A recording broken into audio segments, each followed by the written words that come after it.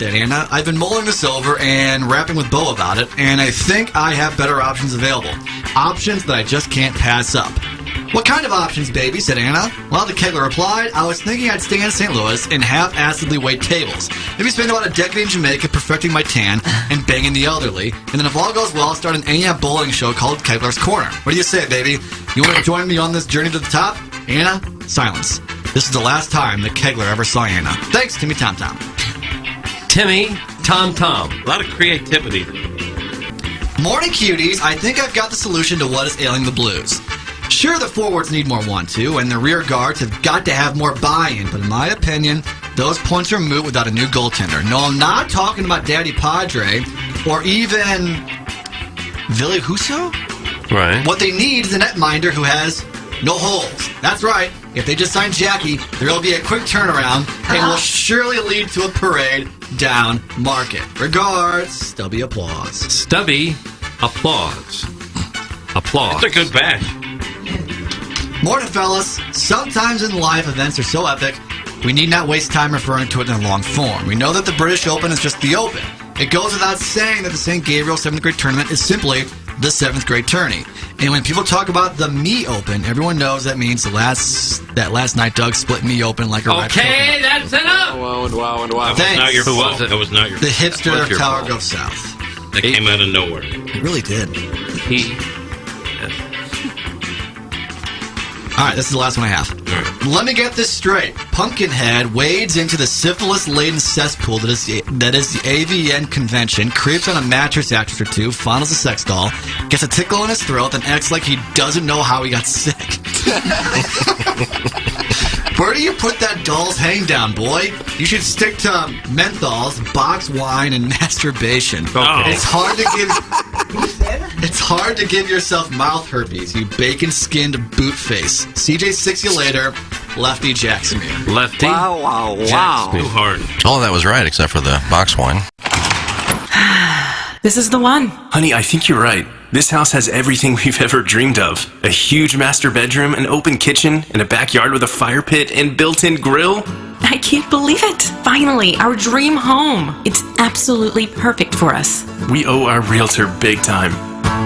No, you don't. We're just doing our job. At the Jeff Lotman Group, helping you find your dream home is our top priority. Bringing people and properties together. Call us at 314-406-8911 or visit us online at jefflotman.com. Rosalita's Cantina is known for having the best patio and the best Tex-Mex in town. From carne con cerveza to shrimp diablo, the amazing menu at Rosalita's is full of classic Mexican dishes. Plus, it's always time for a margarita. Rosalita's has the most delicious house and specialty margs in town. Enjoy happy hour specials Monday through Friday from 3 to 6 and brunch at the De Pere location on Saturdays and Sundays from 10 to 3. Check out rosalitascantina.com or visit the downtown or De Pere location today. Time to get your fiesta on at Rosalita's. If you want a first-class, top-of-the-line, high-quality interior remodeling job, you know who I'm going to suggest. Collier & Thompson. Known for their kitchen and bathroom remodels, Collier & Thompson is where you go when you want your remodeling job done right the first time. Collier & Thompson doesn't just do large remodeling jobs. They do plenty of man caves, bars, offices, pretty much anything inside your home. Check out their 10,000-square-foot showroom next to Uncle Bill's Pancake House on Manchester. Let them bring your dream remodel to reality. CollierandThompson.com.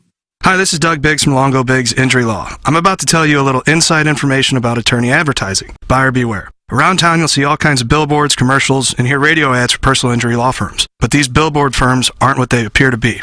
After every attorney ad you see or hear is this phrase: the choice of an attorney is an important decision and shouldn't solely be based upon advertisements. There's a reason for that, because all firms are not created equal. What you probably don't know is that if you hire one of these big billboard law firms, you'll hardly ever talk to your lawyer. You don't know which lawyer you're going to get. Could be a first year or someone who's never even tried a case. Your case might even be shipped over to another firm. That's right, the firm you trusted your case to just flipped it to another firm. The bottom line is many of these huge firms are nothing more than a marketing machine who look at your case as a return on their advertising dollars. Many of the faces and names you see never go to court and never handle a case. At our firm, you get exactly what you thought you were getting. CD or myself on your case, both experienced trial lawyers who are in court every week. Don't trust your case with just anyone. Check us out online at longobigs.com. The choice of a lawyer is an important decision and should not be based solely upon advertisements.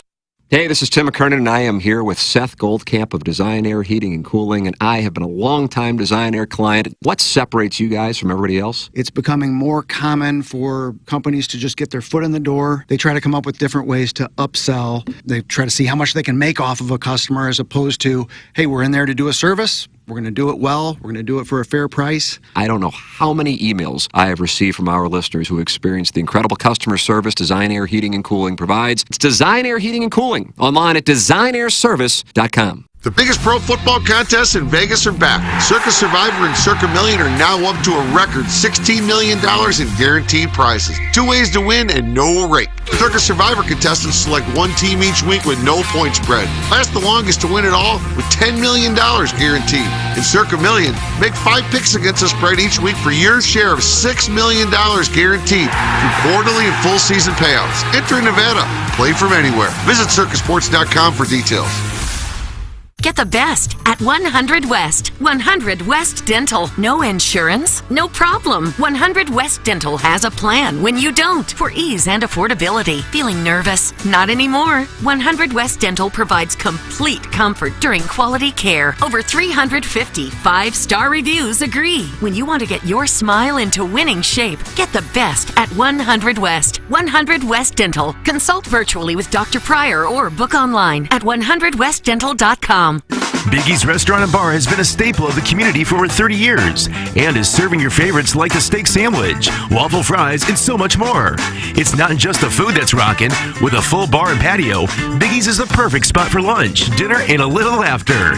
Biggie's original hours are back. Open 11 a.m. till midnight, Wednesday, Thursday, and Sunday. And 11 a.m. till 1 a.m. on Friday and Saturday. Check out the full menu at biggiesrestaurant.com and stop in today. Hey, this is Tim McKernan, and I am here with James Carlton of the Carlton State Farm Insurance Agency. James, I love getting emails from listeners who support the sponsors. Got one from a client of yours who switched, and you immediately saved him $1,000, and it meant the world to him. The area that we're really having an impact on people's finances are people with drivers under the age of 25. We're seeing material savings for these types of clients, hundreds, if not even thousands of dollars per year. James Carlton, Carlton State Farm Insurance Agency, 314-961-4800, or go online at carltoninsurance.net. The Tim McKernan Show podcast, featuring long-form interviews with people from the world of sports, politics, and entertainment. And our guest today, Bill McClellan. Thanks so much for coming in. Hey, my pleasure, Tim. What's up, Caden? Hi, how are you? Joe Buck, our guest today. Man, it's like I haven't seen you in years. More than 500 episodes and counting, and it's available wherever you get your podcasts, including the TMA STL app. Get the app now at TMASTL.com. KPN-TFM HD2, Collinsville, St. Louis. This is TMA All Day. Rise and shine, St. Louis. It's the Brown and Crouppen Morning After on KPN-TFM HD2, Collinsville, St. Louis. At the Morning After STL on YouTube and on TMASTL.com with Tim McKernan, Doug Vaughn, Iggy Strode, and Action Jackson. Hey, good morning, everybody. Where's Tim? Yeah, thank you. I needed that. You're not Tim. I needed that. Usually Doug likes to rip that off right at the beginning of the program. But Doug's not here. And as you can probably see on YouTube, or if you're hearing my voice to lead the show, first you're going to pound your desktop like, damn it, why'd they put the kid in there? And then you'll probably start texting in. That's all welcome. 314-881-TMA5, the South City Sporting Goods text inbox. But Tim is out today. He is ill. He texted us very early this morning. He's not feeling great, so we wish him a speedy recovery. But in today, and in happier news, this is TMA presented to you by Brown and Crouppen, and this is the Mongan Ass St. Louis Acura Mongan Ass Burkhardt Alton Toyota 7 o'clock hour. In happier news, we have some guests today. We have some fill-ins. We got some people who are going to bring the heat. First, to my left, directly across the dais here, Joey Vitale. Thank you. It's great to be back. Hello, everybody. Great Joey Vitale. You Great hear him on the see Blues you game. You see him on the YouTube cameras. Handsome as all get out. Thank you for coming in today, Joey. I appreciate it. If I couldn't see Tim, you guys are the second best thing. So I'm really happy to be here. Oh, that's so nice. Yeah, I didn't get to meet you when you were here, because you filled in for me when I was on vacation. I think I filled in for you. Where were you? That's just at home. Home. Maryland Heights. Vacation day. Staycation. I'm the fill-in guy. I'm the fill-in guy. Well, you're great. We love having you. And everyone, I love being here. When the last time you were on, man, everyone came up to me and said, "Man, I loved hearing Joey on TMA." I said, "Hey, we loved having you. It was really just a pleasure." I enjoy my time. And then directly across the dais from me is Maddie Leopold. You know her as gluten-free perk on Twitter. GFP. Welcome back. Yeah, happy to have you. The attractiveness in this dais just jumped up 50% with these two in here today. Put it back. We're going to put it back in second gear. Ken Iggy Strode is in the building. He's a two-time Hall of Famer, Brentwood Hall of Fame, and was it the St. Louis Bowling Hall of Fame? Yeah. Are you actually? Oh, yeah. This guy's 2 times. Hoffer. Were you on competitive teams, or was that just like a fun little thing? No, it was money, pretty big money leagues. Oh. And we took it seriously. Yeah. Until I didn't take it seriously, then I quit. He's a retired bowler, but a Hall of Famer nonetheless. I'm Action Jackson. Across the bathroom from us is KG in O-Town. Chairman Kurt is his other name. He'll be helping us out as he always does. Chairman Kurt, how are you? Your mic working back there? Test 1, 2, London. Yeah, you're sounding great. Sounding outstanding. Great to be here. It is great to be here. You know, that's what I'm saying. You know, a lot of people. I was texting Joey this morning as he was wondering who's going to be on the program since Tim is out, which is a fair question. I gave him the list of the roster, and I told him we really like to deploy a next man up mentality. Yeah. You know, Tim, who runs point on the program and is outstanding, he's out. He's sick. We don't lick our wounds. We don't sit down on the ground clutching at our knees. No, damn it. We push forward. We rally. And we keep it moving. We get the pen to paper. We get to work. We got Iggy here. As long as Iggy's here, I'm fine. That's right. Well, Jackson texted me and said, Tim's not going to be in today. I said, well, I'm not coming in. And he said, well, Maddie's going to be here and Joey's going to be here. I said, well, I'll be in then. Yeah, I was a little convinced the man. I was a little aggressive with my text to you. I have to apologize about that. No, it's all right. I looked at it later. I'm like, that is so not me, and I really hate this. But I sent you 5 different text messages when I probably could have. You guys ever happen? You have someone text you that's like. So I said, hey, Jackson, it's Joey. Good morning. Send. I heard Tim is sick. Send. I'll see you at 6:45. Send. Let me know what I need. Send. And I can see you sleep and be like, ding, ding, ding. I'm usually a condenser, and I don't know why I did that way, because that drives me nuts. You know, it's interesting you say that, because I was talking to some friends the other day about that. Would you prefer someone send you a long paragraph text or that same amount of characters but separated through like 5 or 6 texts? They both feel, and this is not a shot at you, but they both feel like this is an onslaught. From the sender's perspective, like you're sending a lot. If I sent this to me, I would say lose my number. I'm telling you right now. I would say, what are you doing?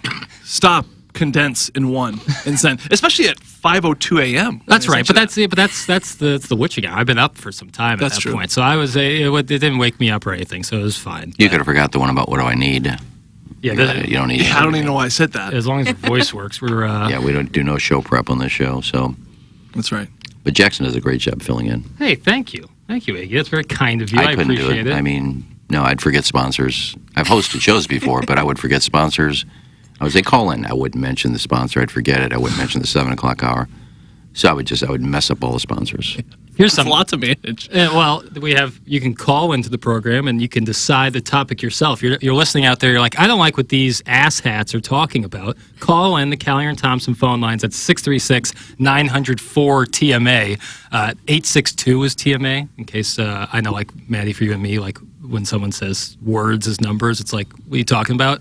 Or letters as numbers. 862. 636-900-4862 if you want to call in. That's the Callier and Thompson phone lines. And you can text in on the South City Sporting Goods text inbox 314-881-TMA5. And here's just a little sampling for you, Joey. This comes from Sweet Sweet Kai. Now, Sweet Sweet Kai. I love Sweet Sweet Kai. He's a great listener. He's also awesome. One of my best friends in the world, from many years back. And his text is, no Doug and no Tim, no Sweet Sweet Kai. I do love Joey, though. Good luck with the next 3 hours, ladyboy. So that comes from one of my closest friends, who's not even into it. Give Maddie a chance. You got Iggy here. We got a good squad. We're gonna really break this down today. Oh, he'll text in another 3 minutes. We get it. Tim's not on the show today. Now start the effing program. From Neil Allen, Craig Paquette, another friend of the. So this is like it's encouragement. Yeah, it's encouragement. Can you have Joey tell some of his favorite hockey stories? That's from Slippery Turtle. You know you're listening to a great show when you hear the phrase across the bathroom from us, the unknown DJ. Well, yes, there's a bathroom that separates my former booth, now Kurt is handling that booth. And there's a little bathroom right there. And sometimes you can hear the door flush, and Iggy talking about sponsors. That's sponsored by Schaefer Door Company. So when you hear that toilet flush, you say Schaefer Door Company because they sponsor. And if somebody's really having trouble taking a deuce, you'll hear that too. Oh my God. Got to get that sponsored. No, you weren't here, Joey, when we used to be on Radio Row. We used to have a studio right next to the Riz Show. And they thought, well, we're going to move you off there. So they built us a studio and moved us over here by the bathroom. And why'd they move you? We didn't deserve to be on Radio Row. You don't deserve to be on Radio Row. Because it was the first booth you saw as the guests would come by to go to the Riz Show or another show. First door you'd see is TMA. And it's like, that doesn't belong there. It's like a bar getting booted. You got Riz, you got KC, you got WIL, you got The Arch, you got 101 ESPN, and then first show you see is TMA. It's the only show I listen to. Off to the corner over here. Right. Yeah, the real reason is this studio is better for YouTube. Like the way it's set up, the way our old studio was set up wasn't as good, and they could wrap all this up, so that's why you see all the TMA stuff. What we did lose, though, was the window that we had in our studio. So whatever goes on out there, we don't know. Well, I mean, I walk in, and you're the first studio I see, though. Yeah. Yeah, which is nice. Which is you guys set the tone. That's right. That's setting the tone. That's what we do. It's what we do. People come in like, oh, TMA. I didn't know TMA was here, and they probably get really excited. They could have put you in like storage room B, way in the way back, but they put you up front and center. Well, the problem I don't like is that we also had a door with you could see through it. There's a window in the door, and I could see if guests would walk by. That's how we got Nikki Glazer the first time. I saw her walking by, and I waved at her, saying, hey, come in, come in, come in. Yeah. She was going to the Arch to see her boyfriend and Courtney and them, but I just grabbed her and brought her in our studio. See, that's a great... I can't see through there. Yeah, it's a good way to pick at guests. Oh, I'm good at that. Sweet Sweet Kai can kick rocks. I'm excited about this lineup today. I really enjoy Joey and gluten-free perk along with the normal cast. That's from Scott's Wrinkled Ballsack. So there we go. There's some nice encouragement from Scott's Wrinkled Ballsack. What's the gluten-free perks? I'm not familiar Maddie can, with this. This is not a setup. I have no idea what this is. I just met Maddie for the record too. So there was no setup here. Right. There's no promotion happening. Yeah. So the whole reason I'm actually invited on the show and they allow me to come is because I have a Twitter account that does decent. Good numbers, really. And Jackson happened to follow it, and so he introduced my Twitter account to the team, and they asked me to come on. So, my handle is gluten-free perk. And what is gluten-free perk? Do you talk about recipes about how to be gluten-free? No. That would be against your morals, as you are the sourdough king. I would walk out. I'm actually not gluten-free at all. There's nothing gluten-free about my life. Yeah. But I just thought it was funny to put gluten-free in front of perk.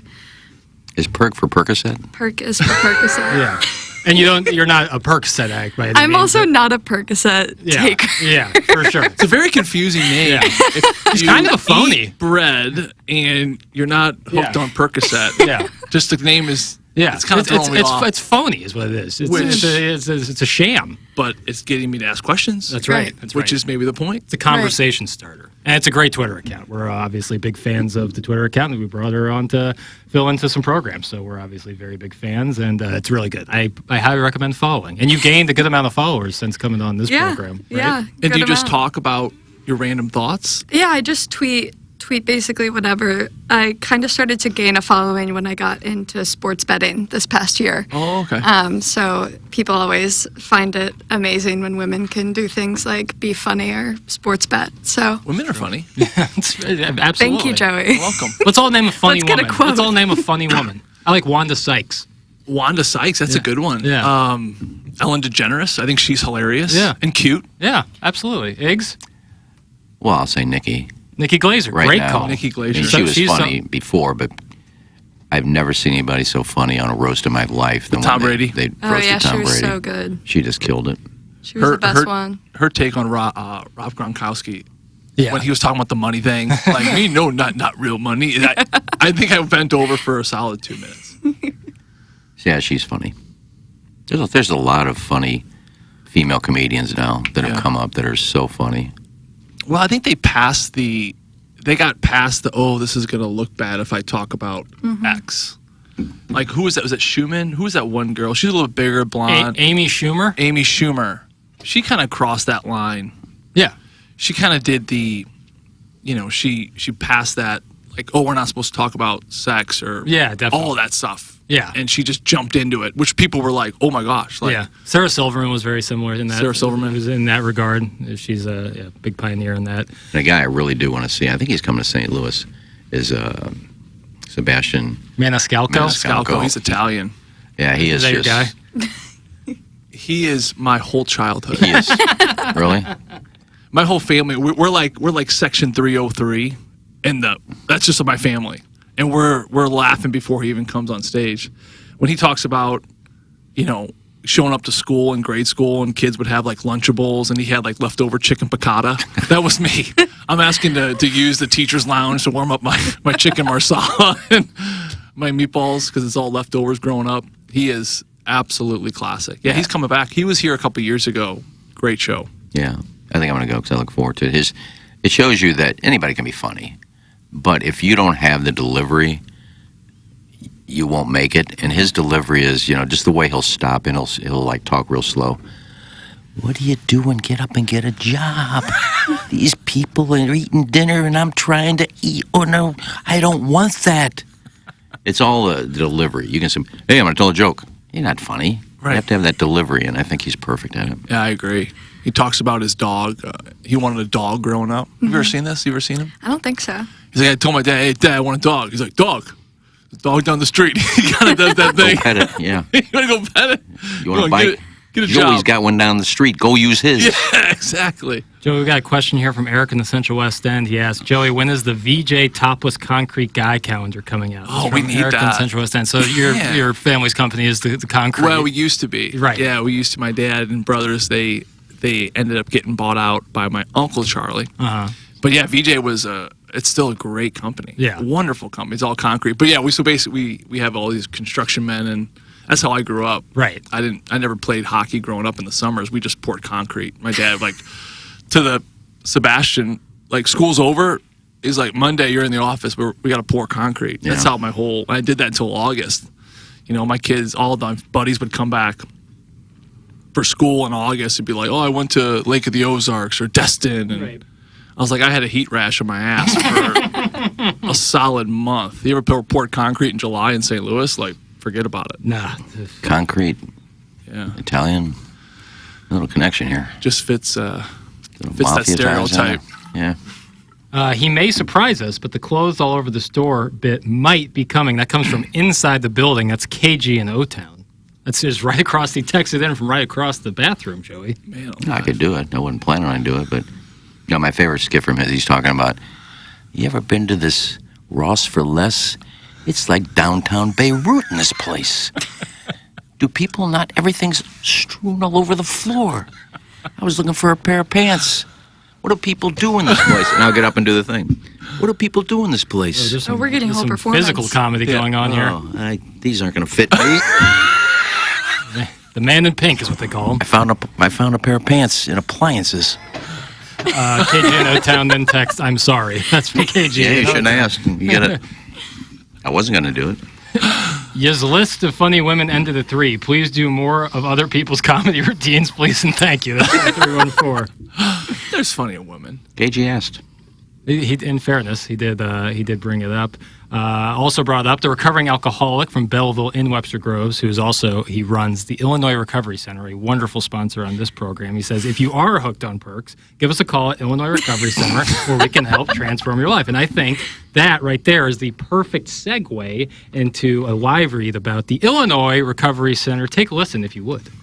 Transform your story at Illinois Recovery Center. At Illinois Recovery Center, the team believes in the strength of every individual's journey to recovery. Whether you're taking the first step or continuing your path, the IRC's dedicated team is here to support you. Discover the path to lasting recovery and renewal at Illinois Recovery Center, where compassionate support meets personalized care for your unique journey. The IRC builds unwavering determination to thrive beyond the shadows of the past. Whether you've made the life-saving choice to seek help on your own or you want to be prepared for the other end of an addiction intervention with a loved one, the chance to learn about addiction recovery is available to you at the Illinois Recovery Center in Swansea. If you or someone you know wants more information about the Illinois Recovery Center, please call 888-472-9559 or visit IllinoisRecoveryCenter.com. And the sponsor of the 7 o'clock hour is Mongan Ass St. Louis Acura and Mongan Ass Burkhart Alton Toyota. Wonderful people over there. Jamie Burkhart, peer of Mongan Ass. Ryan Seiberg in the service department. We love working with Mongan Ass. They present the 7 o'clock hour. They're the presenting sponsor of Balloon Party on 101 ESPN, and they sponsor the Daily Fantasy Sports Showdown here on TMA, where Iggy has a 1-goal lead over Doug in the Mongan Ass DFS Showdown. Iggy, you drive a Mongan Ass whip, and you love it, don't you? I do. Jamie has me in a... What is it, Corolla? 2024 Corolla hatchback. God, there's plenty of room for groceries, plenty of rooms for my golf clubs. Seats 5, you can put 3 in the back seat. The thing drives so smooth. I say that there's times when I get out of the car and I'll start to walk to the house and it'll beep. Oh, I forgot to turn it off. It's so smooth, you think it's off. So push to start? Yeah, then you start it in the morning. And, you're getting ready, you're putting stuff on the side of the thing, you put your seatbelt on, and you start it again because it's so smooth, you don't even know it's on. I do that every single time I'm getting in my car. That's a perfect car for the kids. Yeah, and even if you get your car from Mongan Ass, you can get serviced at Mongan Ass. The service department is unbelievable. World-class. Ryan Seiberg over there in the service department. Go check them out. Mongan Ass, they got St. Louis Acura, and then they got Mongan Ass Burkhart Alton Toyota, sponsor of the 7 o'clock hour here on TMA. Yesterday, folks, big news in baseball. Trade deadline coming up at 5 p.m. today, but the Cardinals made a move yesterday, trading Tommy Edman for Eric Fetty, and Tommy Pham comes back to St. Louis. Big moves, obviously big moves, getting a starting pitcher, what they desperately needed, and then a right-handed bat for the outfield who hits lefties hard, and they nailed that for Tommy Edman. And then Oliver Gonzalez is the pitching prospect they gave up. So seems like the consensus around National Baseball writers is this was a great move, really a smart move, a move that isn't going to, probably make you a World Series contender by any means. But if your plan is to get into the playoffs and see what happens, I think this was the only move. Joey, what did you think when you first heard the news? Well, the consensus for Tommy Pham was he is this culture guy. Yeah. Which, I know what that refers to in hockey, but my question, I guess, would be, was there a culture issue with the... It's a good question. And what could he do? What did he do when he was here? And is it enough to spark this team? Interesting quote here from Ali Marmol yesterday. He said, "We didn't get just a right-handed bat. We got a guy that lives and dies for winning baseball games. That's who he is, and him walking through those doors is going to be very meaningful." So I think that speaks to exactly what you were talking about right there, where it's a culture thing. And you need players like that. A little bit of edge. Obviously, he's had his ups and downs through his career, but he's a guy who's drafted by the Cardinals. He has a fond relationship to St. Louis, and I think I'm excited to see him and Matt Carpenter reunite, which is kind of from years gone by. But I like the move. Outside of Tommy Pham, I mean, you're getting Eric Fetty, who's been one of the better pitchers this year. The righty too, right? He is, and if you were to put him, drop him on the Cardinals right now, he would rank first in ERA and first in strikeout rate. So, well, we improved. We got better. Yeah, absolutely, especially considering Sonny Gray's kind of on a rough stretch. I mean, the best pitcher in the month of July, last night notwithstanding, was Andre Palante. That's not what you want. Mm-hmm. That's not what you want. So you needed an arm, and you got one in Eric Fetty, and you didn't pay any more money, and you got rid of Tommy Edman, who, well, a great ball player. Brendan Donovan does pretty much everything better. Like, there is no real spot for Tommy Edman. Where are you going to play? He's a backup shortstop and a utility outfielder. They got just won a Gold Glove and they'll get rid of you. What's that? Just won a Gold Glove and the Cardinals will trade you. When did he win a Gold Glove? Yeah, he won a Gold Glove. I know, but he hasn't played in all year. Well, that's what I'm saying. Tyler O'Neill won two of them. It's just a little joke, but they do have a tendency, it seems, to get rid of their Gold Glovers when they Tyler O'Neill, Gold Glove, see ya. But I mean, it was a no-brainer. Right. I mean, where's he going to play? I mean, you just talked about defense. Michael Ciani outplays him defensively, so you can't even put him in center. And he was a guy that if Wynn doesn't cut it, but Wynn's one of your better players. So where are you going to play him? Mm-hmm. I mean, you can play him, but you don't need to. And if you can get a guy like Fetty, and I mean, that's what they needed. I mean, he's your number 2, probably number 1 now, but Sonny Gray will still be your 1. But you need something. You can't just keep throwing Libator and Palante out. Although Palante's been pretty good. So they needed that, and hats off to Mo. He went out and did it. Mm-hmm. Is this enough to keep the fans off Mo's back, or do you think he needs to make one more significant move before? Is it tonight? What time? 5 p.m. 5 today p.m. is the end of the deadline. They will definitely try and move Dylan Carlson because this move, they need to free up spots on the 40-man. So they will definitely try to move Dylan Carlson. In all likelihood, it'll be for a bullpen arm, probably one you never heard of, to be honest with you. But Dylan Carlson's value has dropped precipitously over the past year and a half, but he's still under control for a couple of years. And if you're confident you can turn him around, he's a really good ball player when he's good. So I could see him having a little bit of value, but not much. So you're going to try to get a bullpen arm, free up some space, probably try to trade Gallegos. Probably won't happen, so you release him, free up a spot, and that will be the trade deadline. So, but all in all, you're not spending any more money. You're getting a starter who you have next year as well, and that's a problem because they only have like 2 starters coming back next year, Sonny Gray and Miles Michaelis. And so you get another starter for another year, Tommy Pham for the rest of the year. They have a big problem hitting against lefties, and Tommy Pham does that well. So do they have to free up a spot when they release Gallegos? If they release Gallegos, I believe they would still have to free up 1 spot. Could be wrong there, but I'm pretty confident in that. But they definitely want to trade Carlson for a bullpen arm, desperately. Yeah, Pham's a little surprising. What's surprising is when Ali Momol said 3 guys in the Cardinals locker room told me before the trade, we need Tommy Pham in here. I can't see that happening. We need Tommy Pham in the locker room. Here is Tommy Edman yesterday at Busch Stadium talking about saying goodbye to St. Louis. Kind of came together pretty quickly, but yeah, it's definitely a weird time, and but extremely grateful for the time that I've gotten to spend in the St. Louis Cardinals organization, and everyone's been amazing, especially all you guys and the fans, and I'm just really grateful for everything I've had here. I love Tommy Pham. Tommy Pham is a tenacious, hard worker. He's a good teammate. He plays the game hard. He wants to win. He competes and plays with his hair on fire. He wants to win. He's going to push guys. He's a great fit. You know, it's something every team could use a player like him, so it'll be good.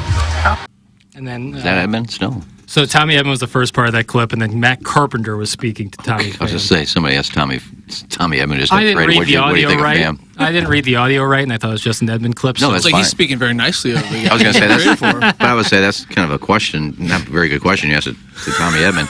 Yeah, what do you think about Pham coming over? Yeah, what are your thoughts on the guy who's replacing you? He answered it very well. Jim Bowden of The Athletic also spoke about Eric Fetty and his impact on the Cardinals, what it could be. Here's Jim Bowden from The Athletic. I don't know if it's Bowden or Bowden, so we'll just say both. Yeah, I mean, look, I don't think there's any question that Eric Fetty was going to get traded. He was a great sign by the Chicago White Sox. And look, I don't think there's any doubt that, Eric Fetty is definitely going to sit there and help that rotation. They were looking for a veteran starter. That was one of the goals that they had. And, one thing that about John Mozeliak is he's a targeted president and GM. He always looks for that one thing that he wants. He doesn't make a lot of moves, but he always fills that one need that he thinks the team has. So this deal really not a big surprise to me. So is this a move that can impact the Cardinals, obviously not only this year, but next year? I mean, I don't like the word impact, right? But I think anytime you get a guy that can give you solid innings as a 3rd or 4th starter, which is really how I look at it. Maybe Sonny Gray's a 2, but the rest of the rotation are really 3, 4s, and 5s, and this adds to that. I mean, the one thing you get with Fetty is you get a guy that can keep you in games for 5 or 6 innings, and then try to outscore them and try to out-bullpen them. Look, this isn't getting Skubal or Crochet or a top-of-the-rotation kind of difference maker. It's not impactful, but, you need guys to give you 5 or 6 innings. You need to be able to keep that bullpen fresh and strong, as you know, AJ. So, yeah, I like the deal. I think this is expected. I think I wrote in May that Fetty was one of the guys that they were going to be targeting, so not a surprise this is who they landed. A couple things there. Why does he not like the term impact? What's wrong with impact?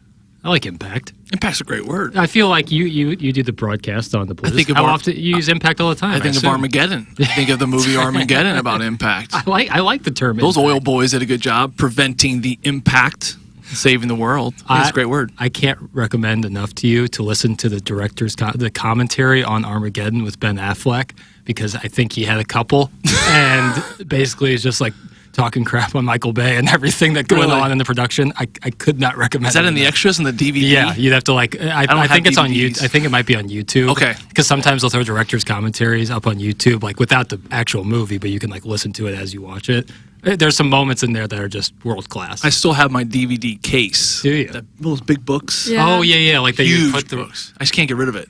I feel like there was a problem with that though, because like I liked the box that the DVDs came in. Like they were sharp. They were good. In the end, they had like the double Yeah. cassette. Yeah. Full package. Yeah. Well, you used to have to. Sometimes it would be a 2-disc movie where it's halfway through. You'd have to put in. You could flip it. Flip it. Yeah, you'd flip Yeah. it and then have to start it from there. Oh, that's true. In really long movies, sometimes that would be the Ben case. Affleck looks like the most miserable human being on earth right now. He's been married and divorced. How many times have you been married and divorced? I mean, you're married to J-Lo. You can't be that happy. Oh my I god. don't think they're together YouTube anymore. follows this guy Wait, everywhere. they're not together anymore? I think that they've been separated for some time now. Yeah, I think they're Oh on the my God. outs. They're on the off now. After she put out that crazy movie. Oh yeah. God, That was insane. weird. Which crazy movie was? It was this Amazon Prime movie. I like forget what it was Gigi? called. Was it Gigi? it was basically like a musical about like Her life. yeah, like it was Selena?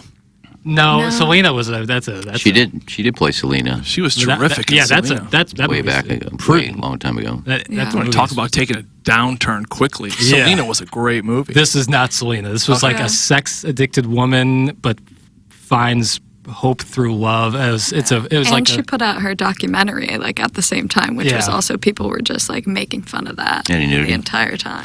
She get naked. that won't be the last time you hear that question about a film.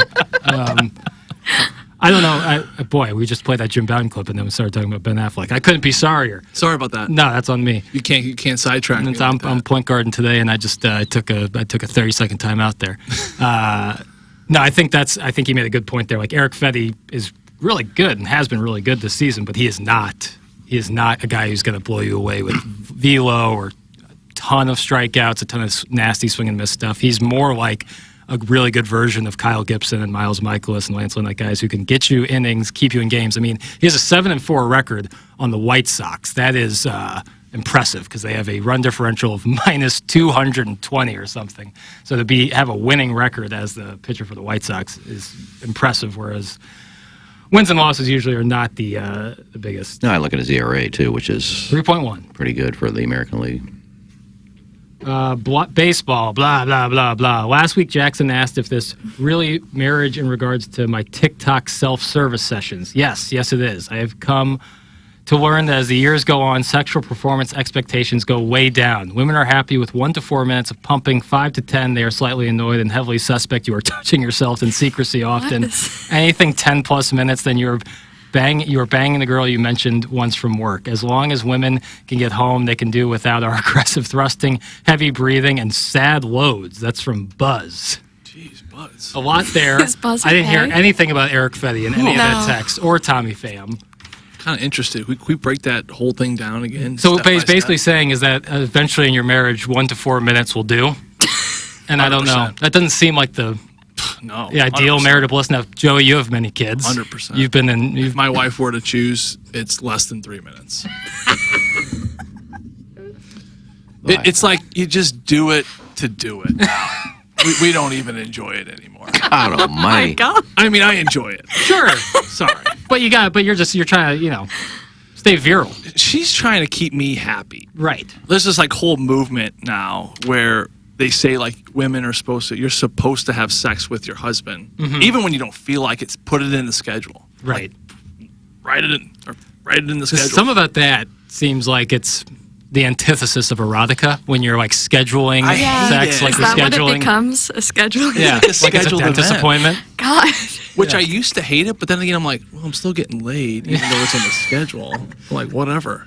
Honey, it's not Tuesday. What's going on?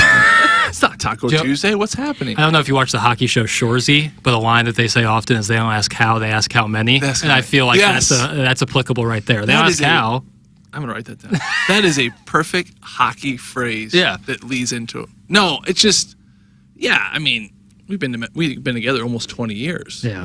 And marriages go through phases where you're like, it's really great, and then it's other moments, and it's just like, hey, let's go banging out. We got stuff to do, I got to pick the kids up from camp. We got to pack lunches. Dogg's got to get let out. Come on. I don't know. There's a couple girls that I knew back in the day that I don't know if you ever had this before you got married and you were dating, that I would have loved to have been with them. I mean, dated them, and just if I didn't have to have sex with them. I don't want to have sex with you, but I love being around you. I love going out with you. I like you being here. We watch movies You like together. their personality. Kind of cuddle. Yeah. If we can get together and just never have sex, I think that's called a friend. you're the perfect woman. No, you would cuddle and make out, just no sex. Called a friend. So do you want to go as far as making out, but then that's where the buck stops? Yeah, maybe a little foreplay, but no sex because I just don't want Hand stuff? Yeah. Yeah, Heavy stuff petting? like that. Yeah. But I'm down to the point now. It's just if we're gonna, I'm not working. I've already said I'm just laying there. If you want to do, Just your starfish. you want to do cowgirl, reverse cowgirl. That's fine. But that's as far as I'm just gonna lay here. Yeah. I'll give you Gentlemen, good. I prefer a man to rub me down. I'll give you good foreplay. We'll have fun at foreplay, but I'm not doing any work. So you're kind of like, you're a front-end starter who'll give you 4.5 innings, and they'll be rock solid. But if you want me to go 75-plus pitches, that's when I start losing some of my steam. Yeah, I don't even know if I'd go that far. Just foreplay, and then if you want to have sex, I'm just going to lay her. You're just going to pillow princess it? Yeah, that's it. Pretty Hello, much. princess. Hello, princess. I like that. I like that a lot. It's not working, but that's as far as I'm going. Regarding my wife's schedule, Tim and Welly get Wednesday mid-mornings and Lover's Choice on Saturdays. Joey and Maddie come play. Again, that's the recovering alcoholic who's a sponsor not once but 2 times on this presentation because he's also the main point of contact for the EDF group, who sponsors Doug Hot Take Mittens. He had me at mornings. That's you're a morning man. Only time of the day. What time do you get up again? I get up at 4:30. 4:30? Yeah, 4:30, just naturally. Yeah, it's the first alarm goes off at 4:30. If you're on the floor by 5. So the alarm wakes you up? The alarm wakes me up. Oh, so I'm up naturally. I don't need an alarm. At a certain like some days I would say like I wake up at like 4:25 and that's like just kind of my body. The thing that sucks is weekends. Because like I'm just used to like having 6 hours of sleep, so even if I go to bed at midnight on the weekends, I wake up at 6 a.m. Yeah. It sucks. It sucks. I can go back to bed sometimes, but it sucks. Yeah, I don't think I can sleep later than 8 a.m. Really? anymore. Yeah. Yeah, with work, it just, it turns you into, but it's also not, like on the weekends, I kind of like getting up early, feels like I'm giving myself more time on the weekend. Yeah, I agree. But sleep's also important. Like the world's sleeping. I have a chance to get caught up. And my wife and I can do that if she's not. That's right. Well, you have lots of children. Joey, how many children do you have? Five children. Oh, wow. Five children. How old? 2 to 13. Wow. Yeah, 2 to 13. The full gambit. Full gamut. We were watching the beach volleyball last night. Oh yeah, the men's or women's? I didn't know. I've been an Olympic junkie. Have you? I bought the Peacock app. Same. You into it as well, Maddie? Yeah. Yeah. Been loving it. That volleyball is incredible. Yeah, that's where I'll be today because the Olympics? gymnastics final at 12 the o'clock. women's. So I'll be watching that today. Did you see the men's team last night? I can't watch the men's on the gymnastics. pole Dog, course? hold on, time out. What, the guy with the glasses? Yeah. You got to go back and rewatch this. Is it good stuff? This guy. We won our first medal in like 16 years. Yeah. And I think he had to kill the pommel horse Yeah, he to did. get the medal. And he did. He took off his glasses and went crazy on that thing. He freaking rode that horse. Like I've never seen a man ride a horse before. Yeah. And you were proud? I was proud of that horse riding. This guy from Worcester, Mass. Like I could just see him with a heavy Boston accent. He's from Worcester? He's from Worcester, Mass. Yeah. This has got to be the greatest thing to come out of Worcester, Mass. I know guys from Worcester, Mass. Gymnasts do not come out of Worcester, Yeah, I was going to Mass. say, that doesn't seem like the biggest gymnast community. Seems like they play a lot of hockey. It is a blue collar, hockey, Dunkin' Donuts. Did you see the Bees game last night? I mean, that's all they talk about. A lot of bar fighting. It's like Goodwill Hunting. Straight out. Speaking of Ben Affleck. Yeah. When it all went downhill for Ben Affleck. Yeah. But he's from Worcester, Mass. And this kid, it's basically China, Japan, and U.S. And they're just like tinkering. Mm-hmm.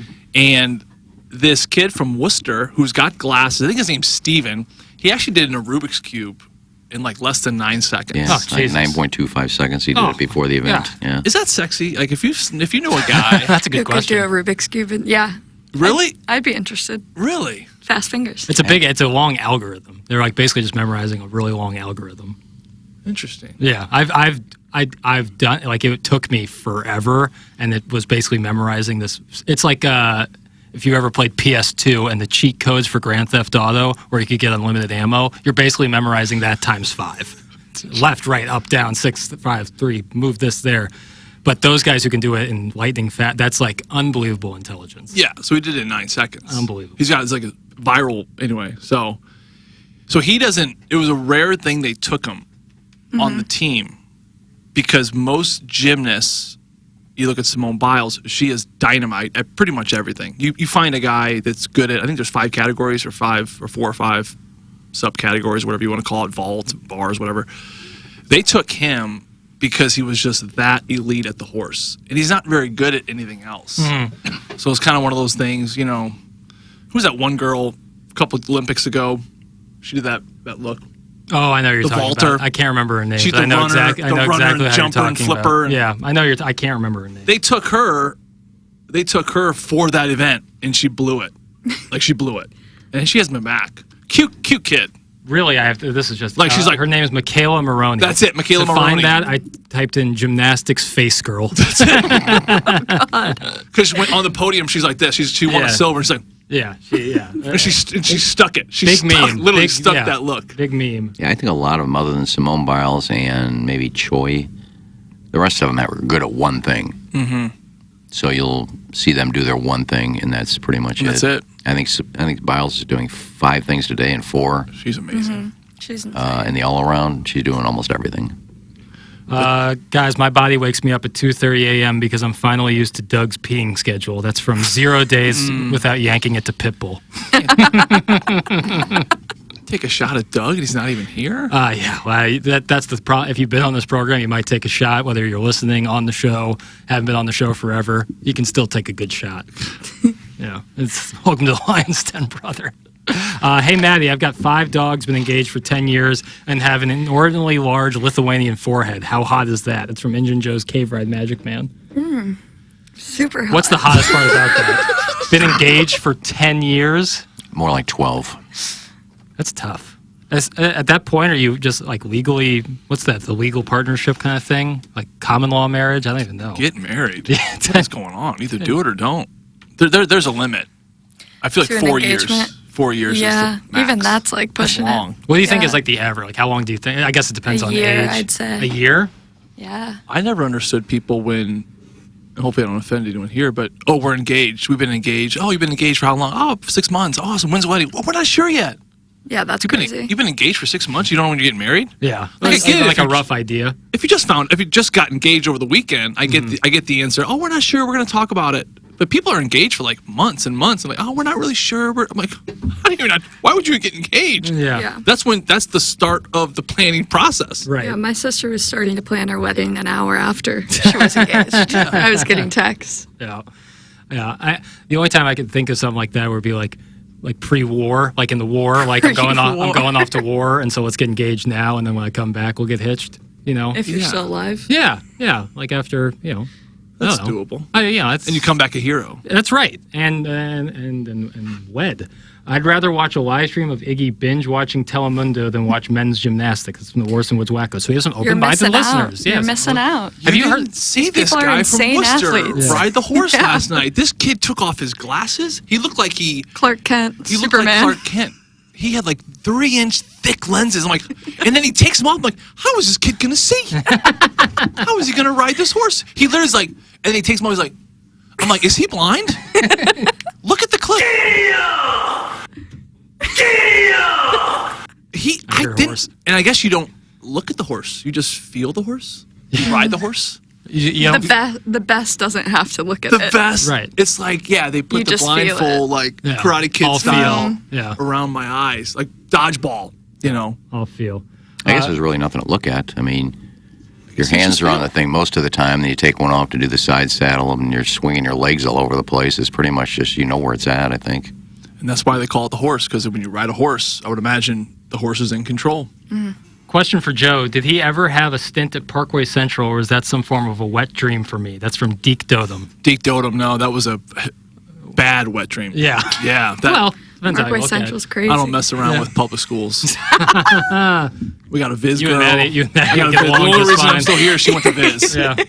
We'll do okay? We'll do Horton Watkins? That will be fine because you're kind of in that hoity-toity. Okay, yeah. Just making sure. That's not really a public school. That's like... Ladue was like MICDS in my mind. Really? Ladue, MICDS, and John Burroughs were all the same. Just to costs $31,500 less. Yes, correct. Was there any kind of animosity toward the schools, or was St. Joe, Visitation, Ursuline? You all guys the same pretty much, aren't you? I mean, we're all pretty much the same. There was no, like, I would say hate, except just, like, sports rivalries. Yeah, there's no, For like, sure. we hated Maple. We called them greasers. Because all of them had their hair greased back and they looked like Italian people, so that's what we called them. We hated Maplewood in Brentwood. Yeah. I mean, people had their, like, own ideas of what each school was. Like, Villa was just, like, rich, dumb girls. Viz was rich, smart girls. St. Joe was athletes, you know. Has it changed at all?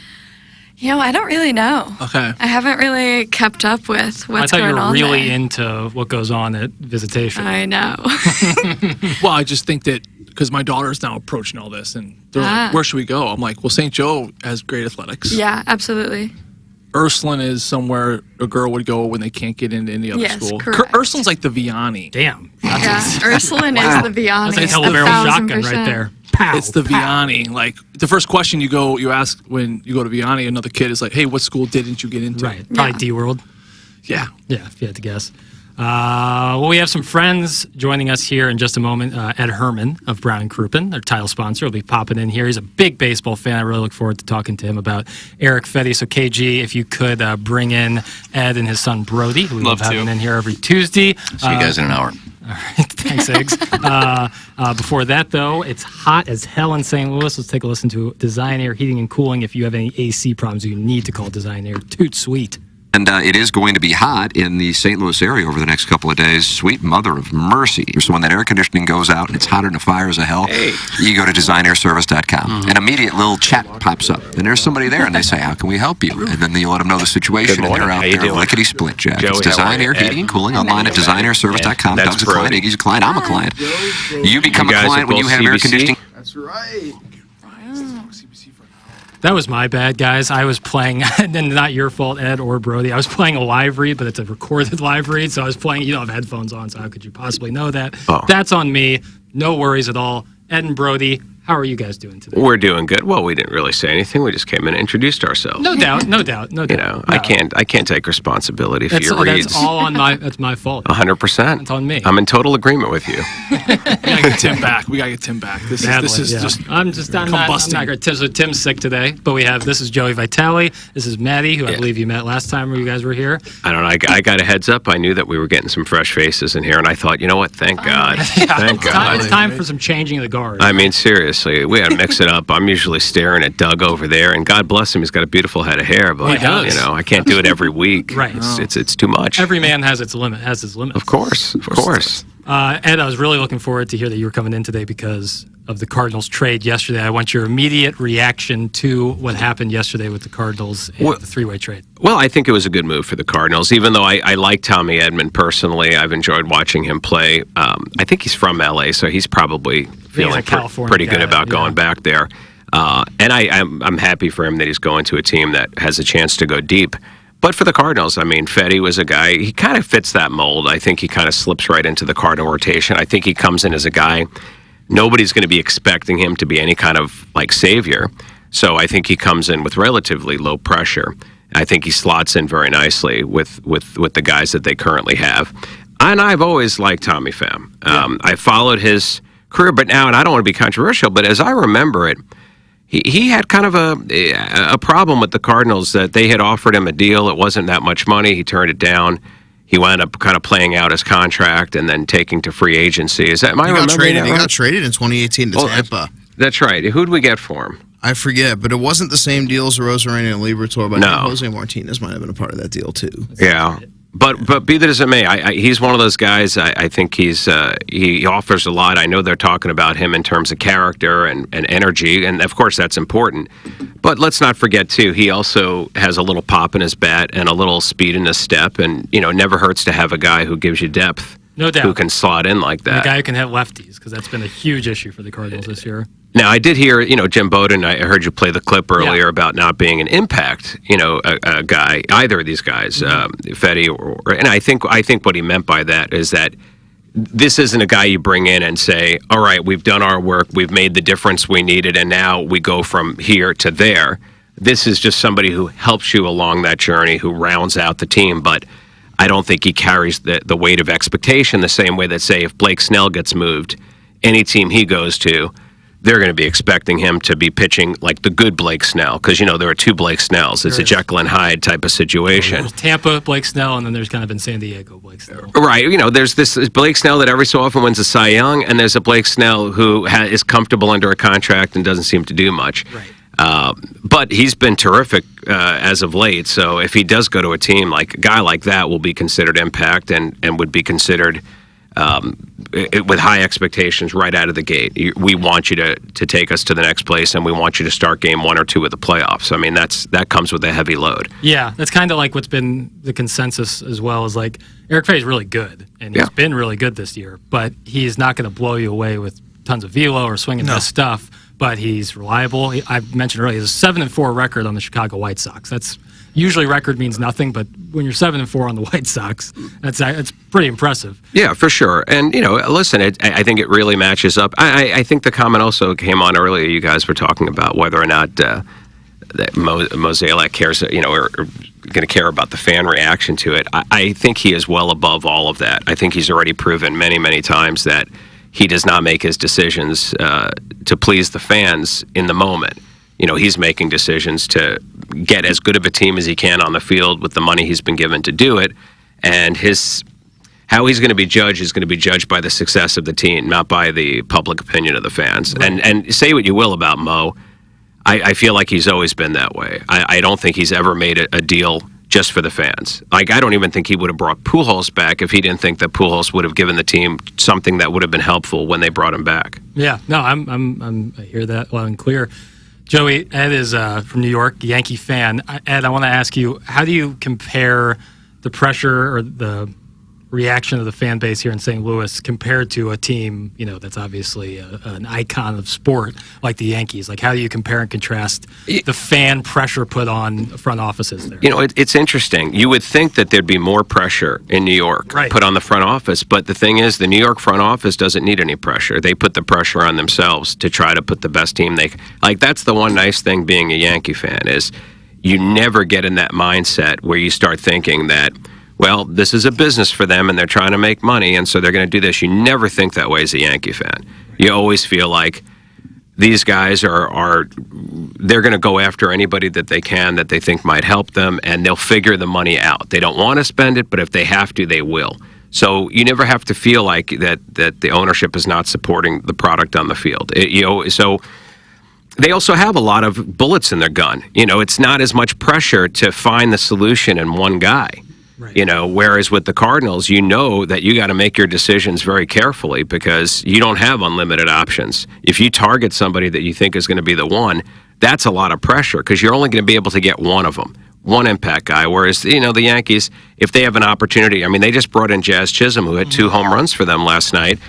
And, there's no pressure on Jazz. He gets to go into a lineup where he's not expected to be the guy. He's just a nice complementary piece. A lot of other teams might have gotten Jazz and would have hoped that he would have been a difference maker. I still expect the Yankees to bring in somebody else today, at least bullpen help. Yeah, I expect the Cardinals to do the same. Yeah, I would hope that they would. Dylan Carlson likely. The reality of it is I'm surprised that you don't see mostly bullpen trades, at the deadline. Right. Because going into the playoffs, you're not going to need all your starters. You're only going to probably go with 3, maybe 4, depending on which round you're in. But the bullpen is everything in the playoffs these days. Modern day managing, where they pull the starters so early, it's all going to come down to bullpens. Yeah. Ed, Joey played in the NHL for some years and does the Blues broadcast. Joe, I want to ask you a question about trade deadlines real quick. How do you, what's the anxiety like in the locker room, as the trade deadline approaches? And do you think that's somewhat similar to baseball or different? I think it's the same, and it really comes down to the technology of social media. Right. When I came into the league, social media was very new. So you heard rumors, whispers, but it was mostly just conversations with your agent. You know, I talked to my agent a couple days before, day before, morning of. Hey, anything going on? Not really. You come to the rink, everything's pretty status quo. Guys are like, you know what? It is what it is. We'll see what happens. But you just kind of go through your routine. Now, this is back in 2007, 8, 9, 2010. I think now, being around the Blues, I would assume it's the same with the Cardinals. Being around the Blues every day, it's really, really tough. And I'm not going to feel sorry for these players. No one's feeling sorry for these players. They're making millions of dollars. We get all that. But they're still humans at the end of the day. I feel sorry for them. They're still human, right? Yeah. I mean, we were loading a plane to go to, I think it was Ottawa a few years ago. The deadline day, we were in the tarmac. We're right about to take off. And all of a sudden, the plane stops. And I'm sitting next to Darren Pang. And Darren Pang, he already knew ahead of time because he, Steve Yzerman very well. He kind of looked at me and he said, I'm sorry, buddy. It's one of your good ones. And right away, I knew it was Oscar Sundqvist. You hear all the guys get up in the back, and everyone's hugging someone, and you just see Sonny's little face, and he's like, tearing up and crying a little bit, and he's leaving. He's leaving this team. Yeah. And he knew it leading up to that a lot, that this could be a possibility. You don't know where, you don't know how, but is it the same as when like a kid is in school and the parents have to move in the middle of a school year, and you go through that whole thing of, but all my friends go to this school, I've been here, it's the middle of the year, and then all of a sudden you're just in another city, another school, having to start from scratch? I would say yes and no. Yes, if you're young, very similar to that. But it's way worse if you have a wife and children, because now you're adding the emotions of your family members in the mix of all that. I mean, it's totally out of your control. It's totally out of control, and the kids got to, now I can handle moving to school, me personally. Right. But now I got to depend on my 4-year-old and 5-year-old and 6-year-old saying goodbye to their friends tomorrow to move across the country. That wears on you as a man and as a woman, I would imagine, as a mom. It wears on you a lot. So I think that's where not only the deals being done on the deadline day, like we're talking about, if it's Dylan Carlson today, it's the people around you, and it's the build-up to the moment. Social media, the rumors. I mean, last year, I'd come in and Pavel Buchnevich, who was a huge trade deadline possibility for the Blues, every day, I can only understand maybe 1 out of every 8 words he says, but I got the gist of it where it was like, hey, you heard anything? It's like, you heard anything? Basically, I'm reading stuff. What have you heard? He knows I'm close with Darren Pang, and, Andy Strickland, of course, is always kind of in the mix of the news. And these players are showing up every single day, and their wives are asking questions, and the wives are asking the wives questions. And it's all based upon these, insiders who have this, little bit of a lead that you may or may not be a part of this in the future. Have you ever, and I'm not going to accuse anybody, do you think that anybody has ever sort of maybe played up an injury as the deadline approached because they didn't want to get traded, and they thought, if they were kind of hurting when the deadline approached, they'd be less likely to be dealt? 100%. It has to happen, right? I mean, there are some guys right now in baseball that seem like they've kind of pulled up lame in the last couple of weeks that were otherwise potential targets. Yeah. Absolutely. You missed some games before. I mean, to me, it's all optics. What about situations where you're on a losing team and you have one good player, 2 good players, and they get dealt? Is there a sense of jealousy to be like, man, so-and-so got out of here, and now he's going to have a chance to play for a title, and we're sitting here, we can't, do anything? Well, absolutely, because now it's on the flip side. You're thinking, is it a bad thing to get traded? I was a part of the Arizona Coyotes when we were in 2015 season. We were atrocious. And we lost Antoine Vermette, Keith Yandel. I mean, we lost 5 or 6 really good players. Now, Antoine Vermette went on to the Blackhawks that year and won a Stanley Cup. But I remember after the deadline, you're thinking, it'd be the worst thing in the world to get traded. But we're on such a bad team. They traded like 7 players, and they kept you. So now you're thinking, okay, well, this sucks even worse. Yeah, no, you tell yourself, wow, they're going to rebuild around me. They want me here to lose more, essentially. I mean, it just seems like there's so many different emotions that would go into that. How could it not affect the performance on the field? It was the same year that we were around Christmas time. Again, that was the Arizona year where we were really bad, and Shane Doan was our captain. We come into practice, and Devin Dubnik's stall is empty. He was our goalie. He was our backup goalie behind Mike Smith. Now, Devin Dubnyk just got dealt from Edmonton the year before, but he had a record of like 8-2 or 9-1, something crazy, and we'd only won like 14 or 15 games up to that point.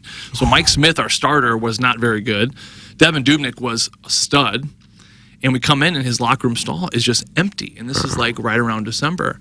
And I'll never forget Shane Doan's response when Don Maloney ended up trading Devin Dubnyk, but Shane Doan, our captain, comes in and is like, "Where's Doobie's stuff?" And we're all sitting there like, I think he was traded.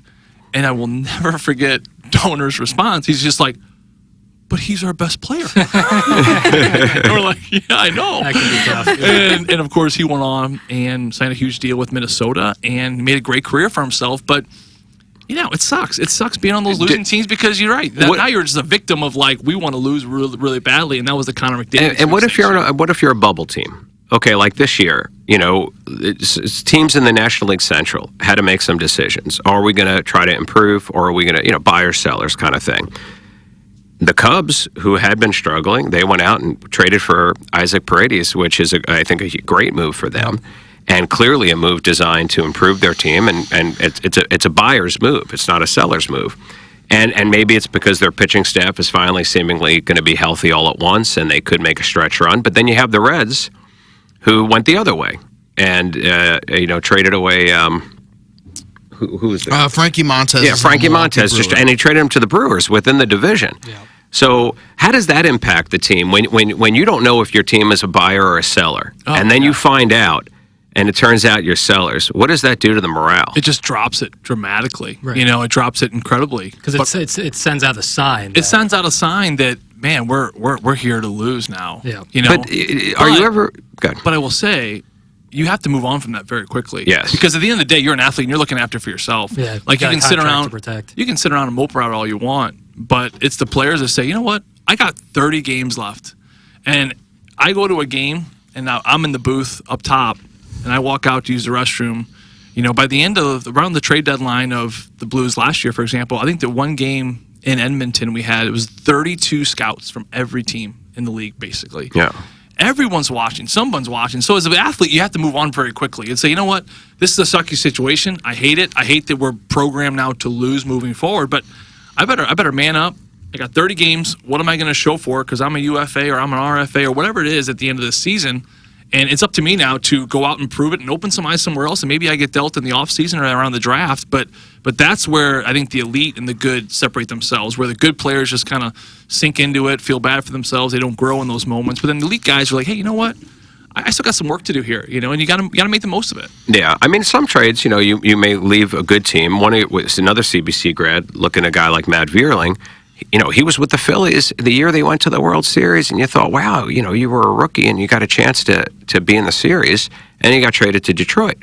But if he'd have stayed in Philly, he may not have gotten any playing time. And now he's kind of establishing a pretty nice little career for himself in Detroit. I mean, very quietly on that team after Riley Green, he offensively has got the second best numbers on the team. An opportunity like that never would have happened for him in Philadelphia. So, how much does that play into your thinking is just playing time? Well, and I was just going to say, you brought up the Cubs and the Reds. Did you see, really quickly, Nate Pearson, who got ejected last night? Did you see his pitch? No. Oh, so Nate Pearson, it's his MLB debut. Did you see this? Yeah, you see this? Yeah. It's his debut, and I guess he hit this guy from the Reds. Stevenson, I believe it was? Yeah. Yeah, Tyler Stevenson, their catcher. Popped him right in the head, and he got ejected. Yeah. What are your guys' thoughts on where's the line on? I mean, that seems crazy. This was the guy's first pitch? No, it wasn't his first pitch. It was his debut. First outing. His first outing of his career. Man, is that a record? Has anybody ever been ejected on their first outing? I don't know, but there's got to be a line there somewhere. Might be a record. Yeah, in 120 years of baseball, first guy to get. Was there any reason to believe that it was intentional? Was there any bad blood going on there? That's where the coach came out and said that. The manager came out and said it. It was interesting. We actually haven't mentioned this yet, but Joe Buck was on the call at the Cardinal game last night, which is awesome. So great to hear Joe Buck and Chip Carey together. It's unbelievable history there, but not only that, but both incredibly talented broadcasters. But they mentioned, because Palante was throwing high a lot, it's really hot out, and he's not wearing sleeves, and you might run into a grip issue. And it seems so counterintuitive. It's really hot out. Let me put on long sleeves, but when you don't when you get no room on putting stuff on your hands to grip the baseball, sometimes no sleeves leads to sweat. Obviously, nerves could be a part of that. Sweat gets on the ball and you can't grip it. You try throwing a fastball inside and that gets away from you. I could see it. I mean, Palante had like 2 or 3 last night that were chin music. Yeah, I haven't really thought about that with the sleeves, but just too damn hot though. Too damn hot. I know what I'm saying. But it's that, or you might take someone's head off possibly. You see all these little personal cooling devices, and not the ones with the little fans, because I can see why an athlete wouldn't want to have those on. But I've seen other ones that you could just put around your neck that you just run underwater, and they. How come you never see the ball players use those? I'm sure they do in the dugout. Yeah, I'm sure. Yeah, that's the dugout. The dugout's air conditioned. Yeah, I'm guessing. I need it out on the field. Yeah, they probably do need something like that. And I'm curious, back on the trade deadline thing, baseball is so interesting to me because you play so many games that oftentimes, it happens every year, multiple times usually, like a guy gets traded in the middle of a game, like they leave the game. Yes. Yesterday, actually, the guy had a parlay bet on a bunch of guys to get 2 base hits or get 2 bases. One of them was Justin Turner. He got a single in his first at bat. All he needed was one more single to make $450 on a $10 bet. Justin Turner gets traded to the Mariners, right? Yep, to the Mariners in the middle of the game. They can do that just mid-game? Yeah, they just pull them as soon as the deal is made. Send to the locker room? Who was the fellow with the Mets? It was very emotional a few years ago. Was one of the middle infielders. And he was a fan favorite, and he got traded. Was it Daniel Murphy? Or No. It wasn't Utley. No. And he was a Latino ball player. On the Mets leg. But he was. It was a teary scene. He had. He was very popular. I think it might have been Rosario. Yeah. He was very popular amongst his the fans and amongst his teammates. And it was mid game, and it was quite a scene. Yeah, listen, I mean, part of gambling, when you're gambling on stuff around the trade deadline, you got to factor these things in. No doubt. And not just that they may not, get traded mid-game, but a lot of guys, they won't even put them in the lineup if, because they don't want to risk injury if they know they're on the brink of trading somebody. Right, because it can totally, what's interesting is had he not had that first at bat and not played at all, they would have canceled it. They would have canceled the bet, but because he already played in the game, they couldn't avoid the bet. So they can screw that. But I was wondering if you had known, you were just talking about the Mets middle infielder, Rosario, if you would remember any stories like that where a guy, like I remember there were stories of like guys like switching locker rooms because they're playing the team they just got traded to. Yeah, no, that's happened. Like Etrio, I feel like that might have happened too. Was that what it was back in 2012 when he went from the Mariners to the Yankees? I think that was. I feel like it was in the Bronx. I think it was. I think he just changed locker rooms during the trip. I mean, listen, it happens. It's a weird phenomenon. I have to say that, like, as a lawyer and being where I am, I can't even imagine what it would be like if, now I'm an owner, so it couldn't happen now. I'd have to be the one making the trade. But, say 10 years ago when I was still in the middle of my career, if they had come in and be like, Ed, we traded you to, Kaufman Townsley. I'm like, what? Now I got to go practice law for them? Well, if you're I'm like, wait, I don't want to go there. Yeah, you switch from the defendant. They're like, buddy, you're on the defense side now. I'm like, what? I've been playing offense. Yeah, seemed like it might be. And they're like, your skills are transferable. We're going to try you at a different position. That's like the business side of the game is like, they make a lot of money. They do this, that, and the other. Some guys do at least make a lot of money, but part of it too is in the middle of a game, you might say. And how does that impact? Ryan Johansson. You were talking about the weird trade. Yeah. Ryan Johansson was traded for Seth Jones. Mm-hmm. Seth Jones went from Nashville to Columbus and vice versa, and they actually ran into each other at the airport. Oh, wow. Yeah, so there was like the cameras following Seth Jones through the terminal, and then there was cameras over here following Ryan Johansson through the terminal, and all of a sudden they're like, they see cameras, we see, and all of a sudden there's like, oh my God, like the clouds collided, and it was just this like dramatic moment of like, and they like small talked and like said, hey, well, you'll enjoy Nashville, or you'll enjoy Columbus. It was like a quick little exchange, and it was super awkward and uncomfortable, but to your point though. But do you always feel that bond with somebody that you were traded for? Like forevermore, in some ways, your careers are intertwined. Oh, well, anytime you see them, it's got to always come to your mind.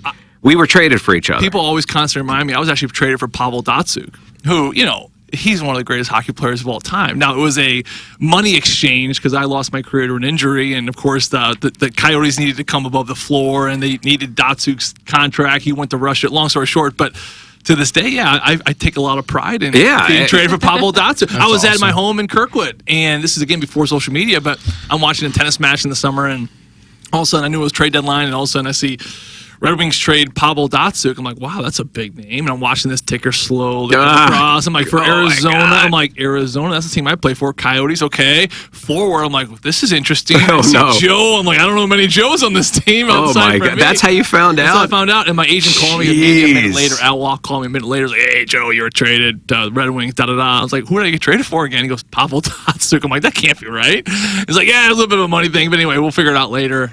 But that's crazy. It's amazing. But these teams, you know, it's hard. Sports is difficult at that level because in order to win, you need to create this family dynamic. Mm-hmm. You have to get players to buy in to not only play good for themselves, but especially for the player next to them. That's what made that 2019 Blues team so special. And Ryan O'Reilly talked so much about this, was that we were just so in it for the guy next to us. Like, we wanted to do everything for him, and he wanted to do everything for me. And that is how you create winning teams, whether it be the Cardinals gang there in late 2000s when they won those 2 championships as well. I've heard the same thing. Yadier Molina talked a lot about that culture and that family. We wanted it so badly for the guy next to us. But the issue comes around the deadline, and when you talk about it as a business, is that these teams have to promote this family system. Yeah. But it's not a family system. No. You're very exchangeable. And this is a very conditionally loving sport and business. So it's hard. It's hard as a general manager. It's hard as owners. It's hard as coaches to say, hey, we need this all-in family buy-in, but you're not my family. Yeah, like, well, and I'll show you one day. You'll see one day. I mean, it happens in every business that, you know, even at our firm, I mean, you try to create that pull for each other. We're a team, family, you know, stand up for each other, have each other's back kind of thing. Every so often, you have to, you know, fire somebody. And, you know, it's not just about that person. They had friends at the firm. They had bonds, connections, and, you know, and not just with their peers, but with their clients. And all of that has to be factored in because it's not just a move to improve your team. You got to think about the team culture. So, you know, you may look at an opportunity. I mean, that's got to hurt, especially like, let's say you're a player. Like, you're on the Yankees, you're Gleyber Torres. So you've known the whole year that there's a chance you might get moved because it's his contract year. Then they see the team bring in Jazz Chisholm, who happens to also be adept at playing your position, if they choose to use him that way. They've played him in center a little bit. What does that do to Gleyber? Is he sitting around today saying, I want to get traded because I'm going to lose a lot of playing time going into a contract, and I've only got 2 months left to turn my year around? Yeah. Well, it's hard to go, but it's sometimes harder to stay. I mean, I got to think, if I'm him, I'm thinking, well, geez, I only had 2 months left to reestablish my value as I go into free agency, and now they brought in somebody that's going to be taking at-bats from me at second base. Which is a bad sign to other teams, too, that they're bringing in someone like Jazz Chisholm. Like from what I've read about the trade, like to put pressure on anybody who's kind of fallen off. Like if you're not hitting for a couple days, Jazz Chisholm will go in for you. Like, and a signal that could send to other teams if you're interested in Gleyber Torres. Like, boy, but they brought in Jazz Chisholm out of nowhere, and he was kind of doing nothing with. Well, and don't you think that also kind of neutralizes the leverage they have, because now other teams feel like we don't have to give up as much to get Gleyber. Right. They already have a built-in solution. They traded for it. They clearly want to move this guy, or at least are going to be more willing to. No doubt. Yeah. I mean, there's just so much into the psychology of, on every level of what happens with these deals. Well, and it's short, too. I will say, I mean, the closest general manager in all sports that I'm closest with is Doug Armstrong, because I work alongside him for 6 years, and I interact with them pretty regularly, and we talk about things. When Alexander Steen news broke about a month ago, we met at O.B. Clark's, and we were small talking about some different things, and he reflected on the deadlines and doing deals from a team perspective, general manager perspective, everything, fan perspective. He said, what I've found, and he's obviously been doing this a very long time, the longest tenured GM in the NHL right now, he said, what I found is that the window of uncomfortable, awkwardness, uncertainty, sadness, whatever emotion you want to put in that, it's a very short window, and it starts when the player's bag leaves your locker room, but it goes away when the new player's bag arrives. Because when the new player's bag arrives, everyone, you're just programmed, okay, now we go with someone else. So I think that you look at the deals done, yesterday for the Cardinals, future ones potentially today before 5. Yeah, it's a little uncomfortable, right? But when the news players show up, right, and you're looking around and you're like, okay, the game's on, We throw the righty on the mound. He starts throwing his first pitch. You just move on. Like players just move on. But there is that short window when you talk about the emotions of this must be hard. And yeah, it's hard. It's hard. But when the player leaves until the new player shows up, and once that new player shows up, and I've been there as a player too. I realized that he's absolutely right. You pick up the pieces, and now we just go in a different direction. It's just that simple. And let's say you get a great guy, somebody that you do think is going to be a difference maker. Is everybody universally happy about that, or is there some sense of we've been doing pretty good here so far, and now you're going to be coming in out of nowhere like some big hero, and trying to come in and do it? We've got heroes here already. We have our top guy and our second guy, and you bring in somebody who's now going to be above that guy. Is that a positive thing, or is there that negative undercurrent of, you got to prove yourself here?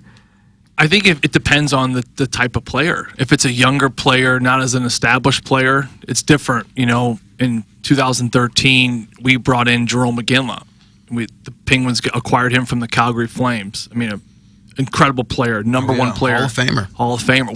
We were the first in the conference that year. We were first in the league, and we got Jerome McGinley, Douglas Morrow. We got Doug Murray, Joe Morrow. We had a lot of guys we brought in, Jussi Jokinen, and we were the first in the whole league at the time. And these guys came in, and to be honest with you, I think a lot of it has to do with the leadership of the room. And Sidney Crosby was our captain, but there was this aura that these are the new pieces that are going to help us get a championship. We're going to embrace them. We take them in. And that was the tone he set, and everyone followed suit. So I guess to answer your question, it really comes down to those pinnacle top elite guys. Who are those top elite guys? How are they going to respond? Because it's like mom and dad. Every team's got one mom, one dad. You're kind of looking like who, I would imagine was Yachty for a while there, with Wainwright and those types of guys for the Cardinals side. For the Blues, it was the Steens and the Bowmeisters and the O'Reillys for sure, and now Shen.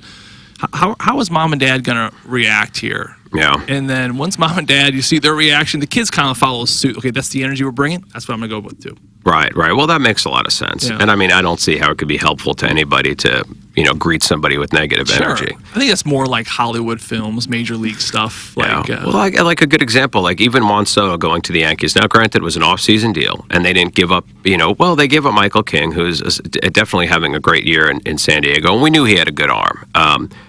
But, I think it's a real testament to like an Aaron Judge that he immediately bonded with Soto and didn't seemingly feel threatened by him at all. And they just became this incredible 1-2 punch. I can't remember in all of the years that I've been watching the Yankees, that they've ever had two people that I felt were in their prime, in their peak, doing what they're doing right now, one right after the other. It's a pretty amazing thing. And now Stanton's back in the lineup, and I feel like Stanton this year had a lot to prove because for the longest time it was the Judge Stanton show, and they look so similar, and these just huge guys. And then Soto comes in, and it's immediately Soto and Judge, and Stanton's like in the corner, like, hey, I'm still here.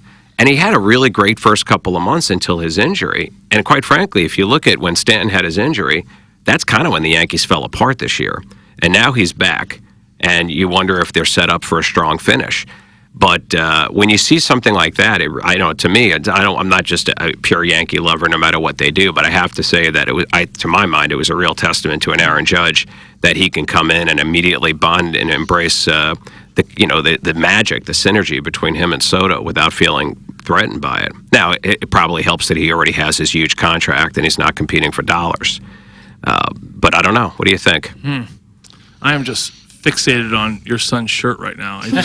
Laura's eating sandwiches. Let me tell you. That? Can we? Sorry to get sidetracked, but this is an amazing shirt. Three Laura's eating sandwiches. Sandwiches. My dad's company helped produce that. Is that? Who's your dad? Michael Leopold. Yeah, okay. Yeah. Well, Cool Fire. Yeah. They were my production partners, and Three Laura's Eating Sandwiches started off as one of our shows on BCTV. Very successful. Look at the back of the shirt. This was from season 1.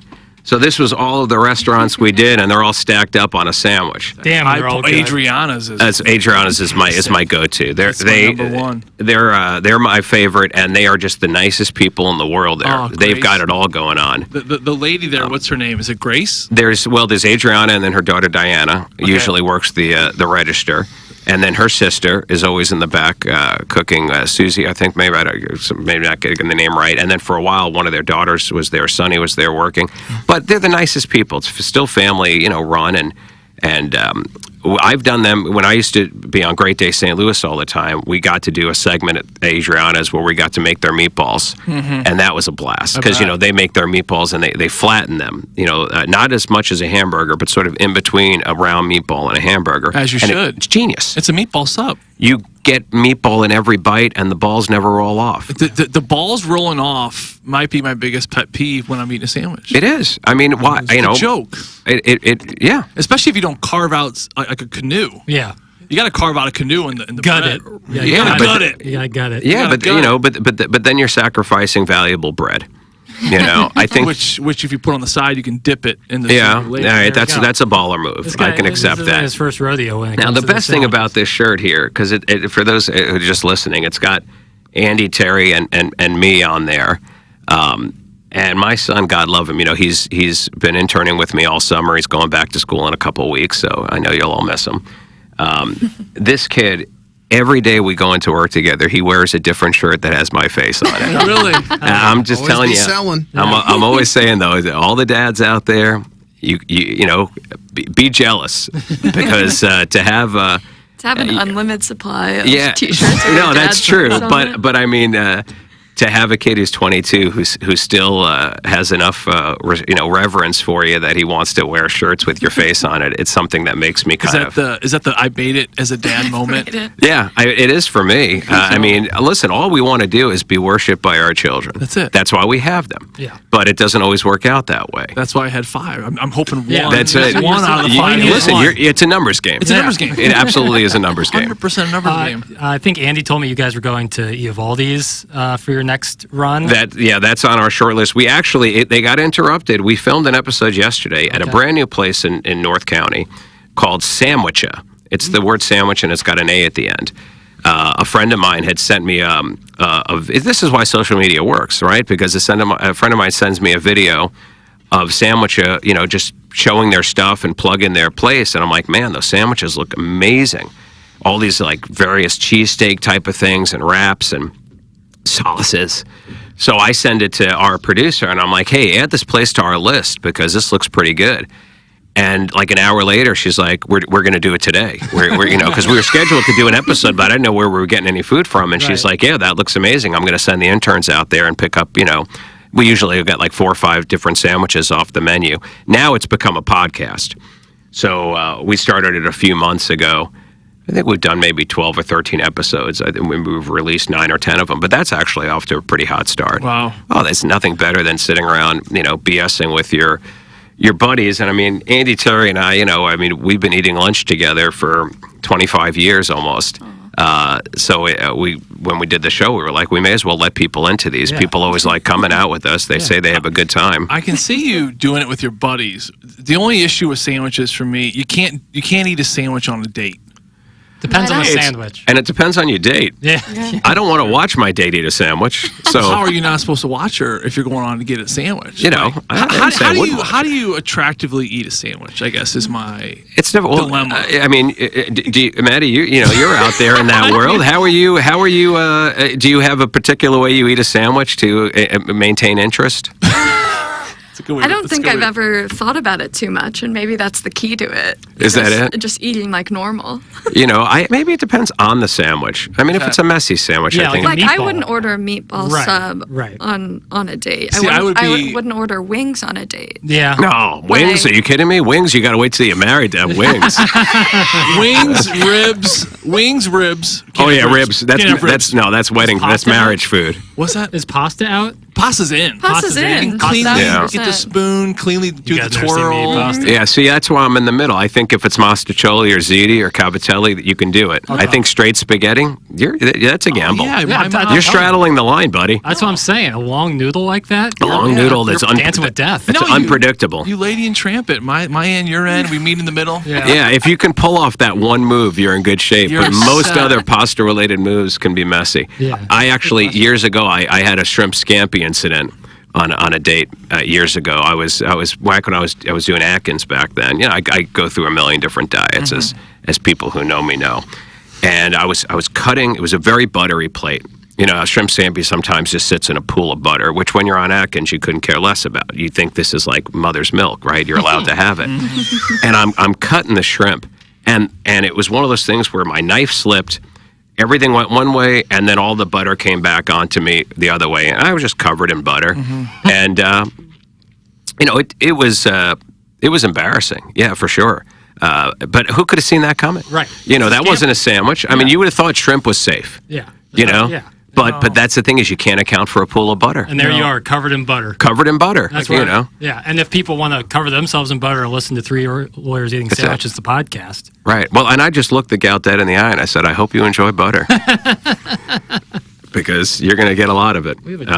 No, yes. If people want to tune into the podcast, they can go wherever you get your podcasts for the Three Lawyers Eating Sandwiches, the podcast. And of course, I'm the Godfather of Law. If you follow me on Facebook, that's the page that you want. The Godfather, Ed Herman, the Godfather of Law, as the tattoo indicates. Look at that, Johnny. Written with the typography of the Godfather. That is, and I'm waiting for them. What is that called? What is the typography called? This was actually called the Corleone style. So I'm thinking that they named it after the movie because that would have been an incredible coincidence. Mario Puzo just like chose it. He's like, I like this text. So I'm still waiting to get sued by them, but you know, what can they do? Nothing. Yeah. You know? Forward. Depends how his movie does this winter. Yeah, oh man, yeah. What is that called? Metropolis? Megalopolis. Megalopolis. Do you think he has one more great film in him, or do you think that this is just going to be the you know, a kind of a sad ending to a brilliant career? We'll see. I mean, Scorsese still puts out heat in his 80s. Eastwood puts out movies still, so I don't think it's out of the realm of possibility. That's Clint Eastwood. I think he has another one still coming. He's 94 years old, and I'll tell you, I saw a picture of him lately. God bless him. He looks 94. I mean, he looks like they exhumed his corpse 2 years ago, and they put him in the director's chair. And he's like 120 people's boss for like a month. It's an odd world, but hey, God bless him. Ed, Brody, thank you so much for coming in. Thank you, as always. Thank you. Always said you can never have too many good CBC guys in the same room. Yeah, it's going to bring more. Fire up CB, fire up CB, fire up Edman. Fire up CB, that's right. Absolutely. Gentlemen, thank you so much. That's going to close our Mongan Ass, St. Louis Acura, Mongan Ass, Burkhardt, Olin Toyota, 7 o'clock hour. This is TMA, and it's presented to you by Brown and Crouppen. KPN-TFM HD2, Collinsville, St. Louis. This is TMA All Day. Biggie's Restaurant and Bar has been a staple of the community for over 30 years and is serving your favorites like the steak sandwich, waffle fries, and so much more. It's not just the food that's rocking. With a full bar and patio, Biggie's is the perfect spot for lunch, dinner, and a little laughter. Biggie's original hours are back. Open 11 a.m. till midnight, Wednesday, Thursday, and Sunday. And 11 a.m. till 1 a.m. on Friday and Saturday. Check out the full menu at biggiesrestaurant.com and stop in today. If you want a first-class, top-of-the-line, high-quality interior remodeling job, you know who I'm going to suggest. Collier & Thompson. Known for their kitchen and bathroom remodels, Collier & Thompson is where you go when you want your remodeling job done right the first time. Collier & Thompson doesn't just do large remodeling jobs. They do plenty of man caves, bars, offices, pretty much anything inside your home. Check out their 10,000-square-foot showroom next to Uncle Bill's Pancake House on Manchester. Let them bring your dream remodel to reality. CollierandThompson.com. Hi, this is Doug Biggs from Longo Biggs Injury Law. I'm about to tell you a little inside information about attorney advertising. Buyer beware. Around town, you'll see all kinds of billboards, commercials, and hear radio ads for personal injury law firms. But these billboard firms aren't what they appear to be.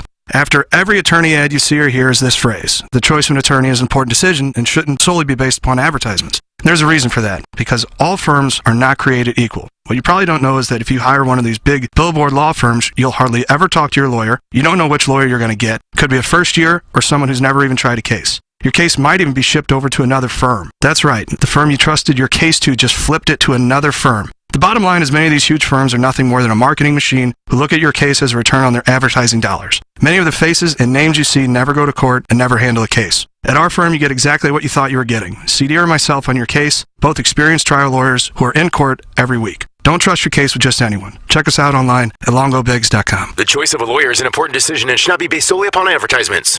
Get the best at 100 West. 100 West Dental. No insurance? No problem. 100 West Dental has a plan when you don't. For ease and affordability. Feeling nervous? Not anymore. 100 West Dental provides complete comfort during quality care. Over 350 5-star reviews agree. When you want to get your smile into winning shape, get the best at 100 West. 100 West Dental. Consult virtually with Dr. Pryor or book online at 100westdental.com. Hey, this is Tim McKernan, and I am here right now with James Carlton of the Carlton State Farm Insurance Agency. I made the switch to start working with you, James. It couldn't have been easier to make that switch to start saving money. Well, I appreciate that, Tim, and we appreciate your business. Yeah, this is the time to save money. My goodness, we're all feeling it at the grocery store, at the gas pump, etc. So if you've noticed that your insurance rate has gone up, I want to stress how easy it is to get a proposal from us by going online at carltoninsurance.net. Carlton State Farm Insurance Agency online at carltoninsurance.net. Elevate your performance. Pure Performance is your one-stop shop for all aftermarket modifications. Known for their top quality work and outstanding customer service. It's officially Jeep and Bronco season. Pure Performance carries any accessory for your vehicle, old models to brand new. From sunshades, soft tops, trail doors, to off-road gear like bumpers and light bars, Pure Performance has you covered. Stop by the Pure Performance showroom at 3725 Harry S. Truman Boulevard in St. Charles or visit pureperformance.com. That's PURperformance.com. The Illinois Recovery Center is dedicated to providing precise and authentic care to those seeking help and treatment. Recovery, it's not just a goal, it's a transformative journey. At Illinois Recovery Center, you'll find an unwavering commitment to provide the support, guidance, and personalized care you or your loved one needs to rediscover a life filled with purpose, strength, and lasting renewal. If you or someone you know wants more information about the Illinois Recovery Center, please call 888-472-9559 or visit IllinoisRecoveryCenter.com. Stupiracy, the podcast where stupidity meets history and conspiracy. You gotta question these things. With hosts Scott Rizzuto and Tim McKernan. I'm here to learn, everybody! Check out the latest episode, available now.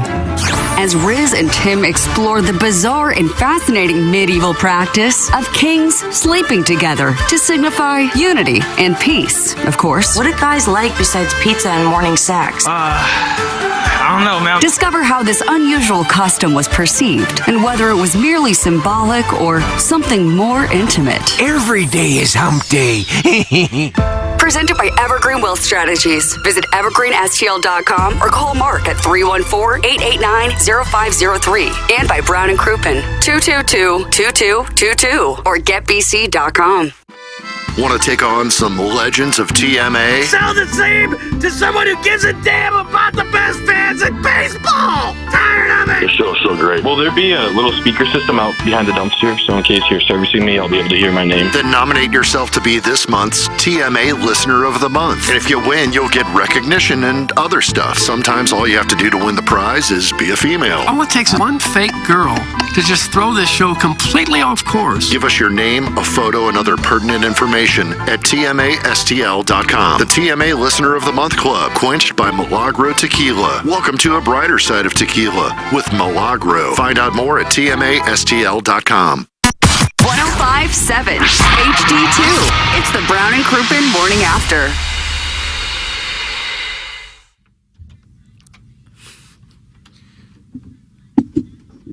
Listen to this banger, Joey.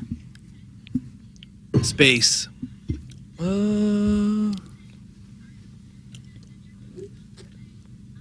Avi.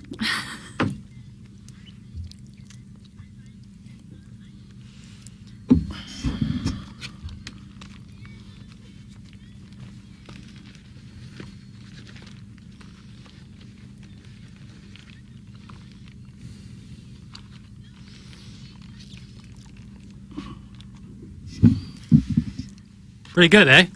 It's really good. The only time the only thing I think about when I hear that Taylor Swift song is the Victoria's Secret fashion show, which she headlined, 8, 10 years ago. Yeah. She came out and played that song, and there's these obviously literally angels walking alongside of her.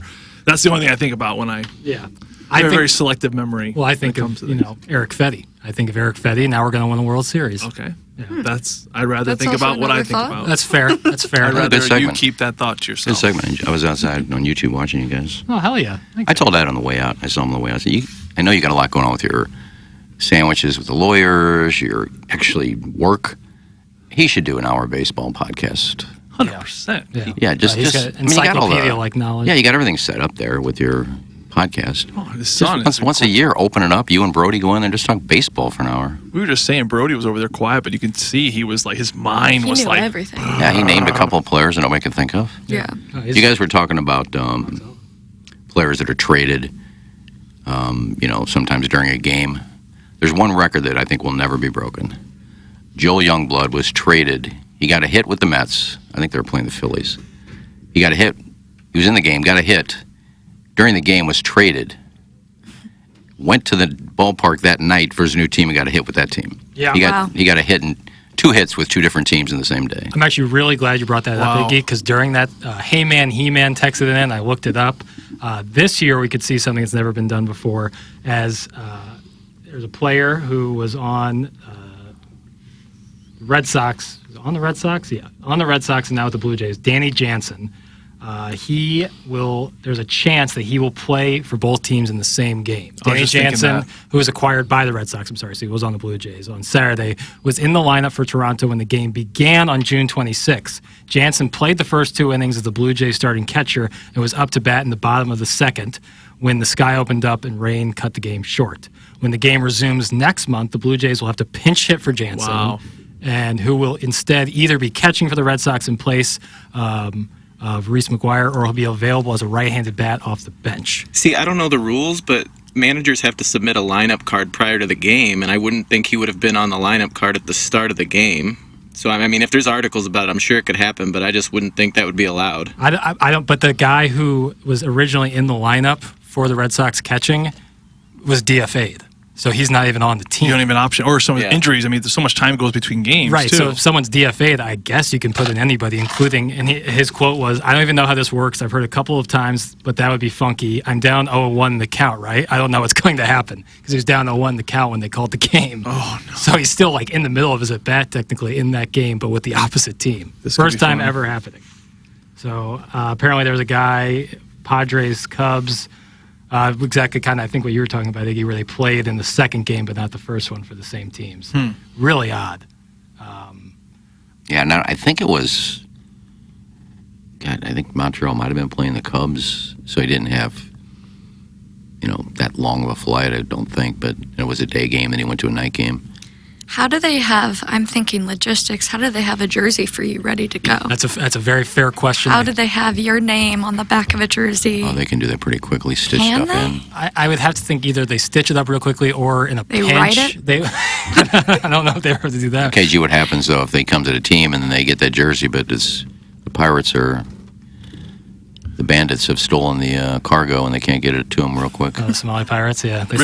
Richie Matthews is the Blues equipment trainer, to answer your question. I think this, I would imagine, being in a lot of sports. The GM is in the equipment manager's ear before a big road trip. Got it. Like, hey, prep these print out a jerseys? Matthews for me. Yeah. Print out a Jones. Print out a Smith in red, white, and bring the numbers 2, 8, 6, 4, 5, and so they prep it. Everything's brought on these trips, or ahead of time. Even if you're home, hey, let's order a Jones, order a Smith, order an SSM, whatever. So they order everything. So the GM is, hey, this could happen. Yeah. So have this So ready. I think that probably Rosenthal and these guys, they don't have a GM in their pocket. You got the equipment manager because he's the first one to know. The equipment managers, and then the or the GM, the GM, or the people that doctors and the strength trainers. Those that's who you want. They should write a book. Yeah, that makes me wonder. You just talked about that, like some big name guys who might have been traded. Yeah, there could be some jerseys out there that are just so crazy. Yeah, never exist. I mean, obviously Wayne Gretzky played for the Blues, but like a Wayne Gretzky, like some crazy jersey that would never happen. Yeah, but that would be like they have this, like there's 2 in existence, and that never actually happened. That'd be pretty interesting. Wilmore Park bathroom attendant texts in is kind of what I was thinking. They probably use an iron-on for a quick turnaround. The Cardinals sell custom jerseys at the ballpark and bring the jersey to your seat when it's ready. So I think there probably is a pretty quick process to that. But it's a good question. Yeah, it is. Really good. Yeah. What about gloves and helmets in hockey where fellas are picky? That's from Tervis Parish. What about when fellas are picky? Like with the gloves and the helmets. Do you bring that stuff with? Do you have like a bag that you bring with you from your old team? With I see. Your glove and your helmets? Yeah. Well, you couldn't do your helmet. Unless it's white. Yeah, right. Your white helmet, I guess you could. But now they helmets have are sponsors. helmets, though. Don't they all have a? But they have sponsors. Don't they all have a logo on the helmet? Yeah, you just rip the strippers off. Yeah, Strippers. The strips. I've done that before. Don't rip the strippers off your helmet. Hey, where's my tip? Don't rip the strippers off. Well, we used to break dollar bills in half and roll them up and save money. Maddie, is it preppy, Hoosier, or very boomer to try and match your shirt and hat color every single day? That's from Wes Sutter. That's a great question. To match your shirt and hat color every day? As I wear a black shirt and black hat. Yeah. Well, I try to do it every day. I think that's fantastic. Hell yeah. And if you have the hat shirt combo every single day, why not? What's the point of not matching Well, I've got them? probably 75 hats. Wow. So I can pretty much find a hat to match what I'm wearing that day. That's It really amazing. doesn't match. It's two different pinks. Mm-hmm. You know, sometimes. I don't have this is like more of I don't even know what color pink this is. It's Closer to salmon. Yeah, somebody said salmon, so I don't have a salmon hat. I don't like salmon. That's Not the color of the fish. I would say it's kind I of love salmon. It's kind of preppy. I'm weird on We're talking about the color or the actual fish? The actual fish. Big fan of the color. To eat the fish or eat just the the fish. Not a fish fan. swimming? You should go to my Facebook page. Some of my old cooking shows are up there where I do salmon. Oh, really? Yeah. Tune in. Oh, Bring I'll all the, check bring all the that out. ladies over, wine night, and watch Iggy's And cooking. watch Iggy's. I haven't done it in a couple months. Oh, you'll be back soon. I botched the Design Air read because I didn't realize that when Ed and Brody walk in, they would walk in sans headphones, and so that we were just sitting here in silence, and they were like, hello, everybody? So that's my fault. Apologies to Seth Goldcamp and everyone with Design Air. So we're going to run it back. We're going to do it again. Design Air Heating and Cooling. It's hot out there. Get in touch with Design Air Heating and Cooling. If you have any HVAC, AC issues, get in touch with Design Air Heating and Cooling.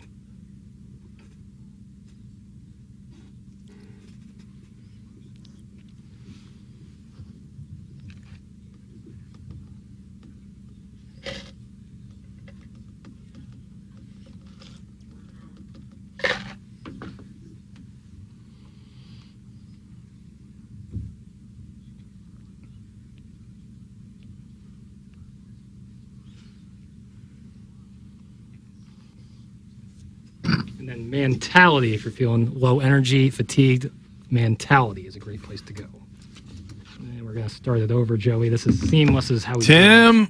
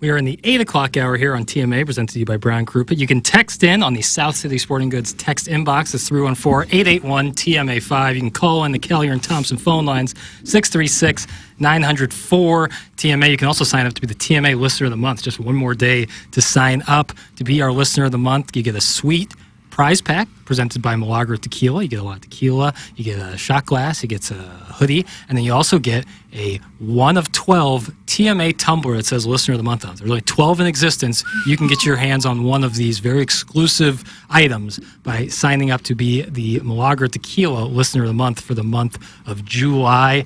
Get involved in the program. Text in, call in, Kelly and Thompson phone lines, South City Sporting Goods text inbox. You guys said that you guys were really into the Olympics earlier in the Mongan Ass 7 o'clock hour. Loving it.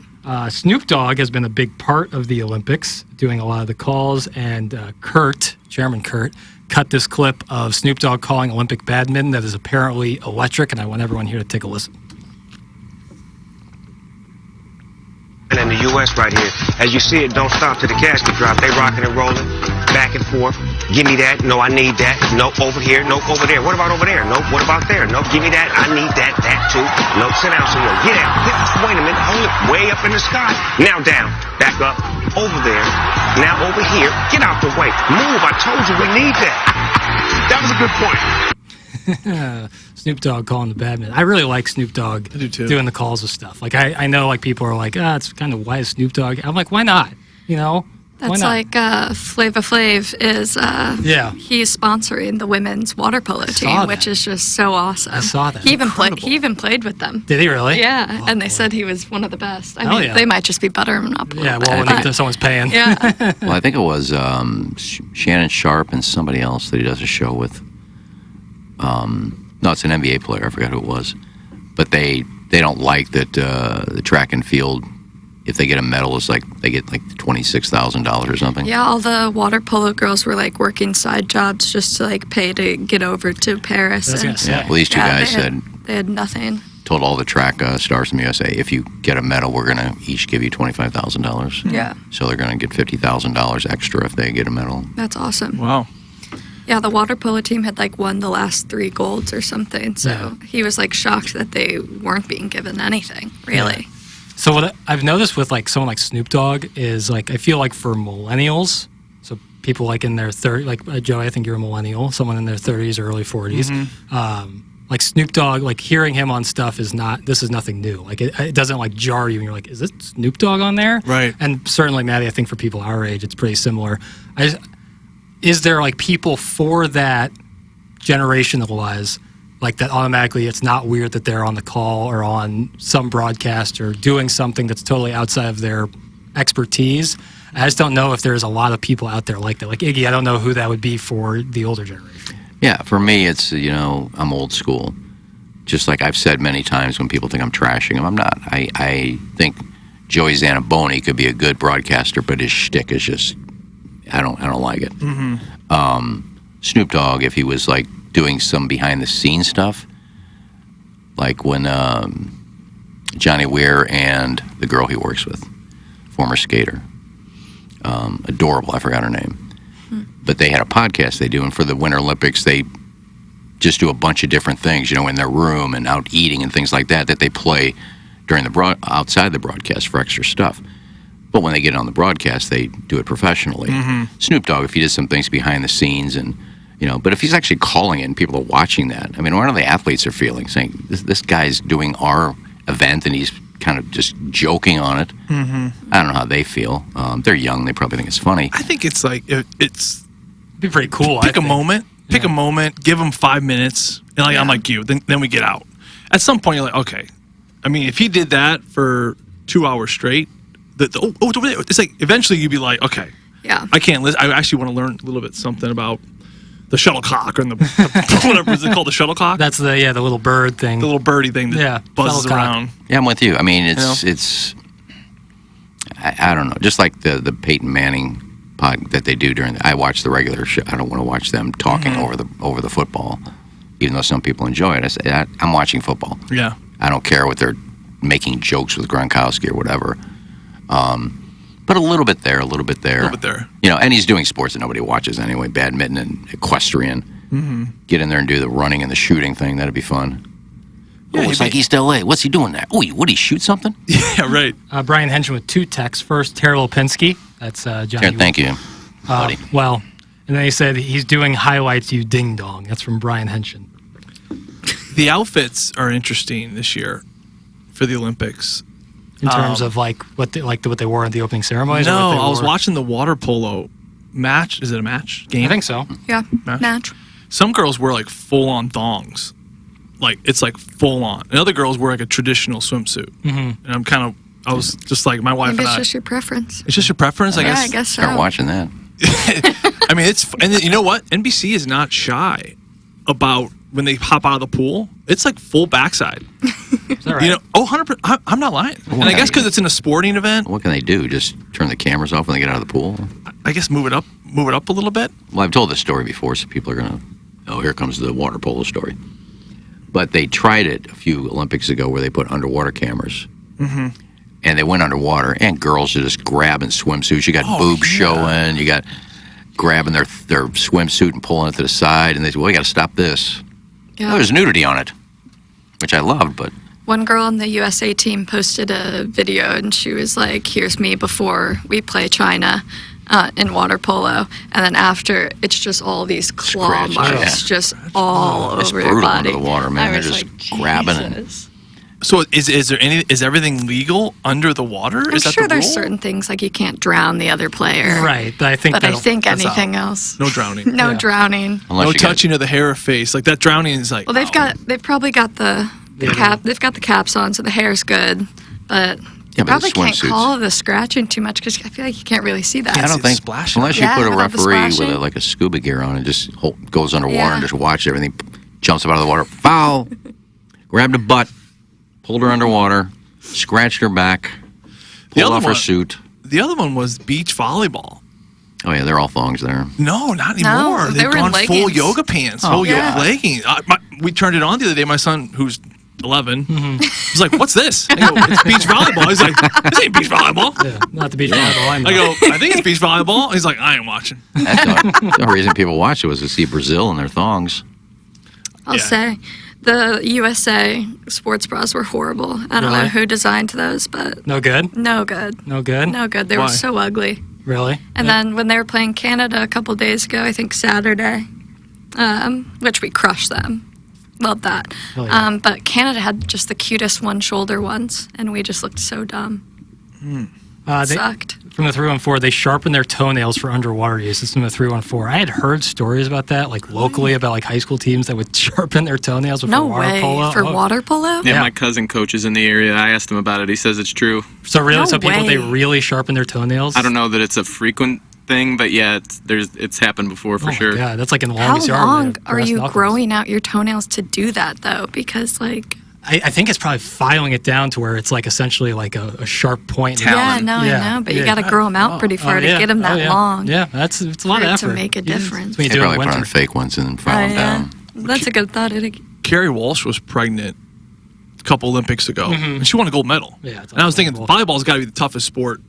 I've never been pregnant, but to be pregnant and win in. But I think now water polo and tennis too. Tennis to me, piece of cake. You think? Oh yeah. Just going back and forth hitting the ball. I mean, how hard can that be? Volleyball, you dive for that ball, and don't you worry about your stomach hitting the sand what I thought. Things like that. Yeah. I'm sure she had doctor's clearance on to do anytime you're going to be pregnant and playing in Olympic sports. You definitely have Who was her doctors partner? on your Misty side. May? It was Carrie Walsh, and that's for all you men out there. If your wife ever complains when she's pregnant about being tired, just throw out, hey, Carrie Walsh won a gold medal. Like, just Don't do that. Don't do that. You wouldn't suggest that. I wouldn't suggest that. Especially to a pregnant woman. I think But Joey has experience, 5 of them. I think I have a Wheaties box at home with Carrie Walsh and Misty May on it. Those two were the best. Yeah, I don't throw anything away. I don't know why I still have it. You know, they... It's a weird thing to keep. I got a Mark Spitz, too. Oh, Mark Spitz with a mustache? That's great. And I got a Eckstein Exos when he had his own cereal. You ever think sometimes if Mark Spitz wore like a hat and those suits, like how much faster? It's almost like a baseball player with no glove, like in the old days. Golfers in the old days, with wooden clubs. Yeah. Right. Like how much did Roger Maris hit 61 home runs with a wooden bat and no gloves. And no training. Like he just stepped up to, I don't know that. Yeah, smoking darts a lot. Smoking darts and drinking beer. That's kind of the way it used to be. Yeah. There's that Len Dawson picture of him in the Super Bowl. Or maybe it's just a regular NFL game, but he's at halftime with a Fresca in between his legs and a cigarette in his mouth. Oh, all those guys did. Lenny Dykstra was the worst. I was still covering the Cardinals back then, and you go into the Phillies locker room. Not only is he smoking a dart, he's chewing tobacco at the same time. Like, he's got a cigarette. Oh, wait, pick one. Pick one. My God, you stink, and I smoke. But the group on the show today is just like the first time I got a handy simultaneously next to my best friend. At first it was weird, but then it got fun, and everyone had a happy ending. That's from Caller Buzz, who I think is the MVP of today's program. Just really bringing the heat. I think that last comment by Joey might explain Why his wife is fine with only 3 minutes. That's from 314. That might be. That might be tied in. Hurry up with this volleyball zone. Did you see that there's a volleyball player on the men's side? His name's Chase Buninger. Chase Buninger played in the NBA for a long time. He switched a year ago or something, right? He had bad injuries that ended his basketball career, but he started playing volleyball and got really, really good, and now he's on the Olympic team. That may be the quickest. I think volleyball might, honestly, if you're tall and can jump, maybe the quickest transition where you can be good very quickly. Yeah. Do you think guys in hockey, is there anyone you ever played with that was I could see them playing, being really good at football or really good at baseball or basketball? I think volleyball. Yeah. I think volleyball. Robert Bortuzzo could dunk a basketball, great athlete. Yeah. But even him, I don't know. I think volleyball for a tall player, I think that might be the quickest where you can jump into that sport. Right. And just, swimming, impossible. Hockey, impossible. Baseball, I can't, you don't get into baseball. Yeah, a lot, especially with hockey or baseball, if you're not starting to play when you're really young, you are behind the 8 ball. You just can't. Hockey especially, because if you don't know how to skate. You just got to be able to skate. What's the time, age-wise, you have to know how to skate?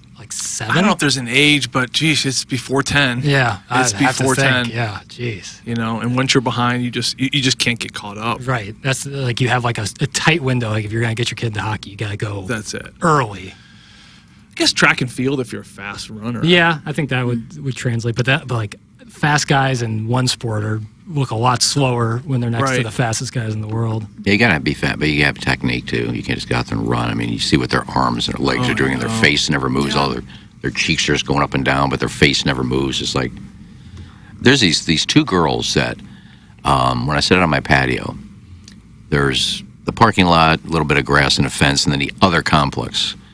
And there's these two little girls that out there, and they're running every day. And I'm like, oh my God, I've never seen. She's maybe 8 years old. And she's just zooming down the driveway. And I said, God, somebody get them a coach right now and just get the logistics down to the arms, because I've never seen two girls run faster than this, and they're 8 or 9 years old. They look like runners. Yeah, they're just. I love admiring people running on the street, because some people look like there's runners. a real art. Because there's some people out there who have no technique. A lot whatsoever. of people have the forward lean. Big time. Yes. Big time. Yeah. Or the wimpy wrists. Dinosaur arms. Yeah, they dino arm it. The marathon, he's a marathon runner. His wrists are limp. He's saving energy because you got to conserve energy. You don't want to be flexing. And then there are people that just do not look like runners. This person just decided yesterday he wants to get in shape, and he is about to die but of a heart these attack. two, and don't text in saying, "Oh, he's out in his patio looking at 8-year-old girls." No, they're they'll come, trust me. But it's just across the street, and I'm watching. They run right by me, and I'm just thought, God, I've never seen two girls run so fast. Yeah. Jackson, Chase Buninger was one of the top volleyball players in the nation when he was in high school. It's from Iggy's agent. Fair enough. There you go. But he played professionally in a completely different sport for a long time. So Now, somebody really doesn't take any technique. Like Herschel Walker was playing football, and then he went into the bobsled thing. That's just, he runs fast, and he pushed the cart and then jumped in it. we saw that in Cool Runnings. Feel the rhythm, feel the ride. Come on, Jamaica. It's bobsled time. Yeah. You drive by that when you go to Negril from Montego Bay. You drive by the field they used for the when they were trying out. There's no snow, and they're going down that big hill. Oh yeah. I love Cool Runnings. With John Candy, that was maybe his best work. I love Cool Runnings. What a great movie. It was a Disney movie too. Oh yeah, it's on Disney Plus. I'll sometimes it's like a 90 minutes. You fire it up, and you just feel great. Was it Zenka? Sanka. He had the egg that didn't break or something. Sanka, man, you smoking? Oh man, I'm breathing. Yeah. I think it's still at the airport too. When you drive into the airport, Really? a certain section of Montego Bay, they have the bobsled, Jamaican bobsled in there. And every once in a while, the guys will hang out and sign autographs and stuff. I would be the fastest runner in the world as well if Grandpa Pop Pop was my neighbor. That's from Wrinkly Taints. That doesn't seem nice. Yeah, it really makes no sense, but whatever. Hey, here's one. Other texters need to leave Iggy alone. It's from the 618. Oh, it's fine. It's nothing new. Joe Pavelski had baseball level hand-eye coordination. That's from Alan Dadeville. Yeah, he did, but you can't hit a baseball. Right. Sid hit a baseball out of PNC Park. We were there. It's a viral video. Sidney Crosby hits a home run out of PNC Park. Off of someone actually throwing, or is it no, it was just a pitching BP? coach. Yeah. He just and what people didn't see is he did it for an hour. We all got a couple swings. Yeah. And he's so psychotic in his head. Once he steps into something, he has to finish it. It's just the way his mind works. So he didn't get it. He took another rep. We're about ready to leave. He's like, He did it for like 20 more minutes until he finally hit one. Oh my god! Wooden bat or aluminum? It was a wood bat. It was a wood bat. Impressive. I couldn't get it out of the infield. No shot. I'm one of the worst hitters alive. Oh, it's so hard. Yeah, I couldn't. That's got to be the hardest thing in sports. Hitting a baseball. Someone said maybe guarding a wide receiver in the NFL is also very With difficult. the rules they have, it's real hard to stay in one-on-one. Like Tyreek, like being one-on-one with Tyreek Hill, hitting like a Paul Skeens fastball or splinker.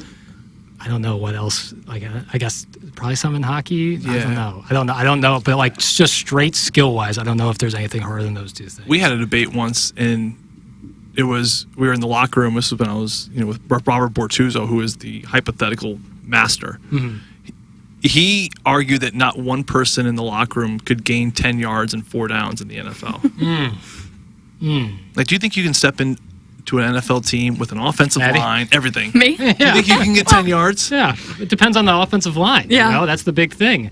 You got, if it's like Mizzou's O-line last year, Cody Schrader ran for a lot of yards. I'm taller than him. Not as fast or good or strong. You can't get a yard. No shot. You could not get a yard. No shot. No shot. Oh, I could put my head down and just follow the center. I could get a yard. The problem is a yard. No, I don't know if I can get a yard. The problem is, like, you might get 1 or 2 yards on first and 10, but how are you going to how is 2nd and 8 going to go when you just got tackled by a guy who's 350 pounds? Absolutely not. Yeah, it'd be a draw play. I'd be Second dead. eight. Second eight, you're probably going to throw the ball. Draw play, give me the ball, and get a couple yards. Try to catch him off guard. Clearly, obviously. Yeah. A little option play or something. Yeah. What kind of call is that? Right. Yeah, I like a little halfback draw. Catch the defense off guard. That's going to be your best chance of doing it, but no shot. No way. I cannot get a first down. I'm an athlete. Speaking of Cody Schrader, he's coming home to the Battlehawks. Yeah, if things don't work out in San Fran, if he gets cut, he'll be a Battlehawk. Or at least they have the rights to him. How's I forgot who he signed with as a free agent or as an undrafted free agent. Mevis. Harrison Mevis, the thicker kicker. How's he doing? I don't know. I honestly don't know. The weird thing is with kicking, both punting and kicking in the NFL, is it's a cool job if you can get it. It pays good and you don't have to get smoked every time. But if you're a field goal kicker and you miss 1 or 2 straight, teams out there looking like, boy, there's a lot of guys out there who can kick the ball. If you're a punter and you mess up, there's a lot of guys out there who kick the ball. A friend I went to high school with is the punter, for the Lions. Jack Fox, went to Ladue, a year older than me. Really good dude. And but he was with Kansas City practice squad or training camp, got cut for like a year, was just out there waiting. The Lions needed a guy, picked him up, had a really good first season, signed a big contract, and now he's in. So like with kickers and punters, it's like, what have you done for me lately? And then there's a pool of guys out there who are ready to come in at any time. Was he kicking in high school? He was punter and quarterback in high school. Punter at Rice in Houston, and then had a great career at Rice punting, and then has taken on the Lions gig. But because he played quarterback in high school, a lot of punters do. They run some trick plays sometimes. They like to run a trick play every once in a while. Right. And when you have a guy who can throw, that's also a pretty valuable thing. Like a lot of, there's some punter, I remember one from LSU named Brad Wing, Australian guy. Great punter, but like if you were to put the ball in his hand to throw, probably not going to go well. He just knows how to kick it. So if you can have a guy who can throw, it's a value. I read it about a week ago, and I haven't really kept up, but I forget who drafted him, but they were talking about him. He was kicking 65-yarders in practice, and he became like the fan favorite of the people out there at training camp. They all love him. He's with the Panthers. People are texting him that he's likely going to make the Panthers squad. Maddie, you were going to say something. Oh, yeah, I was just going to say that's probably another pretty easy transition to go from, like, professional soccer or something to the NFL as a punter. Yeah. Well, Kathy Or Ireland kicker. did it on unnecessary roughness. That's right. That's right. And that's why there's a lot of Australian punters now. Yeah. Because they play rugby. Oh, the rugby. Iggy, the 5'2", 100-pound jitterbugging scat back. It's from the 314. We've got a rugby player coming to the Chiefs, right? Isn't that Who's we? from the Follow the Chiefs now? The Missouri people. Kind of got lost there for a second. Like we. Sorry. You root for the Chiefs? No, I do not. Do not spread that I'm gonna turn your information. mic up. Do not spread that information. I do not support the Chiefs franchise. For one, I have no problem with that. People are in an uproar that the Rams left, so you get on the Chiefs bandwagons. I have no problem with that. If you want to follow a team, follow them. Yeah, well, it was just like, I think especially during the time going to Mizzou, watching a lot of St. Louis kids just become Chiefs fans just because they were so hot during the time. Like, it was just kind of disappointing in my eyes. You weren't there when the Rams were there. You weren't grinding watching Austin Davis or Kellen Clemens quarterback the Rams, and now you're going to be hopping on the Chiefs bandwagon. I'm not here for it. Yeah, this was all pre-Trent Green, wasn't it? Oh yeah, I mean this is Mahomes and Kelsey just grabbing people. Yeah. I mean I get it. You don't have a team to root for, so you want to root for somebody, and your friends root for the Chiefs, and it's nice, but I find it to be, I find it to be a character flaw. I'll be honest. I find it to be a character flaw. We can't be friends. No, but that's my opinion, and everyone's entitled to their opinion. They're also entitled to go check out the EDF group. Joe, you see those mittens to your right there? Yeah, put those on, will you? Doug puts those on whenever someone's delivering just the hottest of hot takes, like the Chiefs. Liking the Chiefs is a character flaw, which I'm a little embellishing there, but it's a hot take nonetheless. Throw them on, Joey, and let's take a listen to the EDF group. EDF, the sponsor of Doug's Hot Take Gloves. Do you want to support the EDF group as a sponsor of TMA? It's real simple. Do you have a fire extinguisher where you work? The answer is yes, you certainly do. So please email the EDF group at fire@theedfgroup.com so a technician can come out and explain to your team how the EDF group can save your company money. Again, that email address is fire@theedfgroup.com. The EDF group is hot and will prevent your facility from having hot fires. Experience the EDF group difference. Learn more at theedfgroup.com. It's EDF, the EDF group, sponsor of Doug's Hot Take Gloves on TMA. There it is, EDF. Joey was kind enough to come in today from 7 to... He's got to head out now, but we thank him for being on with the program for 2 hours. Thanks, Joey, thank you, you're guys. always dynamite. We appreciate you. We hope you have a wonderful day. We'll talk to you soon, brother. We'll come back next week, or this end of this week. Yep, I believe that's Thursday the case. or Friday. Yeah, well, I'm not positive on the dates either, but... Spin the dial with you. We can't... Always a pleasure. We can't wait. We always Maddie, love having Iggy. you. Pleasure meeting both Good seeing you, buddy. We'll see you later in the week. You guys will have no problem carrying the show. I'm just extra. Easy money, baby. Easy money. Thank you. That's going to close out our 8 o'clock hour. We're coming back with our Schaefer Door Company 9 o'clock hour. This is TMA, presented to you by Brian Crouppen. If you want a first-class, top-of-the-line, high-quality interior remodeling job, you know who I'm going to suggest. Collier & Thompson. Known for their kitchen and bathroom remodels, Collier & Thompson is where you go when you want your remodeling job done right the first time. Collier & Thompson doesn't just do large remodeling jobs. They do plenty of man caves, bars, offices, pretty much anything inside your home. Check out their 10,000-square-foot showroom next to Uncle Bill's Pancake House on Manchester. Let them bring your dream remodel to reality. CollierandThompson.com. Hey, it's Jackson. TMA listeners have a lot to think through financially, saving for retirement and college, while also paying bills and enjoying life along the way. Whether you are starting your financial planning or if you're already retired, call Mark Hanna. Mark works with you to design a financial strategy. His straightforward approach starts with a 15-minute phone call to discuss your financial needs. Visit evergreenstl.com or call 314-889-0503 today. Mark Hanna offers securities through Equitable Advisors, LLC, member FINRA and SIPC, and offers insurance and annuity products through Equitable Network, LLC. Rosalita's Cantina is known for having the best patio and the best Tex-Mex in town. From carne con cerveza to shrimp diablo, the amazing menu at Rosalita's is full of classic Mexican dishes. Plus, it's always time for a margarita. Rosalita's has the most delicious house and specialty margs in town. Enjoy happy hour specials Monday through Friday from 3 to 6 and brunch at the De Pere location on Saturdays and Sundays from 10 to 3. Check out RosalitasCantina.com or visit the downtown or De Pere location today. Time to get your fiesta on at Rosalita's. Hey everyone, CD Longo from Longo Biggs Injury Law here. We want to make it clear, if you get injured and you hire us, Doug or I will be your attorney. You may speak with our staff, but the majority of the communication will be with us. We get to know our clients, we become friends with our clients, and we feel a responsibility to get the best outcomes. We're happy to say that we consistently get compensation on our cases that is much higher than the national and local average. If you need help, find all of our information at longobiggs.com. The choice of a lawyer is an important decision and should not be based solely upon advertisements.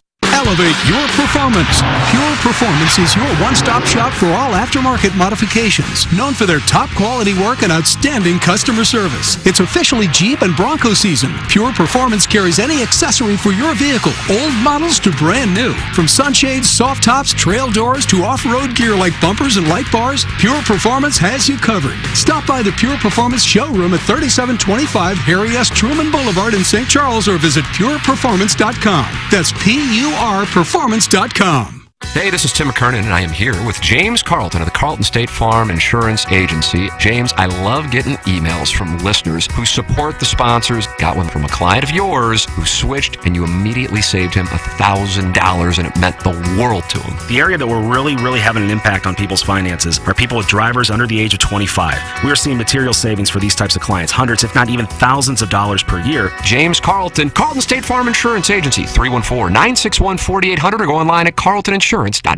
Hi, this is Chris Pondoff from Illinois Recovery Center. As someone who battled alcoholism and addiction for 20 plus years, I understand the dark places you can find yourself stuck in. Alcoholism and substance abuse takes a heavy toll on your body and your mind, but you can overcome it. Start your journey to recovery at the Illinois Recovery Center, a rehab treatment center that provides comprehensive and customized rehabilitation addiction treatment. If you or a loved one are struggling with addiction, please know that there is hope. Visit IllinoisRecoveryCenter.com today. Get the best at 100 West. 100 West Dental. No insurance? No problem. 100 West Dental has a plan when you don't. For ease and affordability. Feeling nervous? Not anymore. 100 West Dental provides complete comfort during quality care. Over 350 5-star reviews agree. When you want to get your smile into winning shape, get the best at 100 West. 100 West Dental. Consult virtually with Dr. Pryor or book online at 100westdental.com.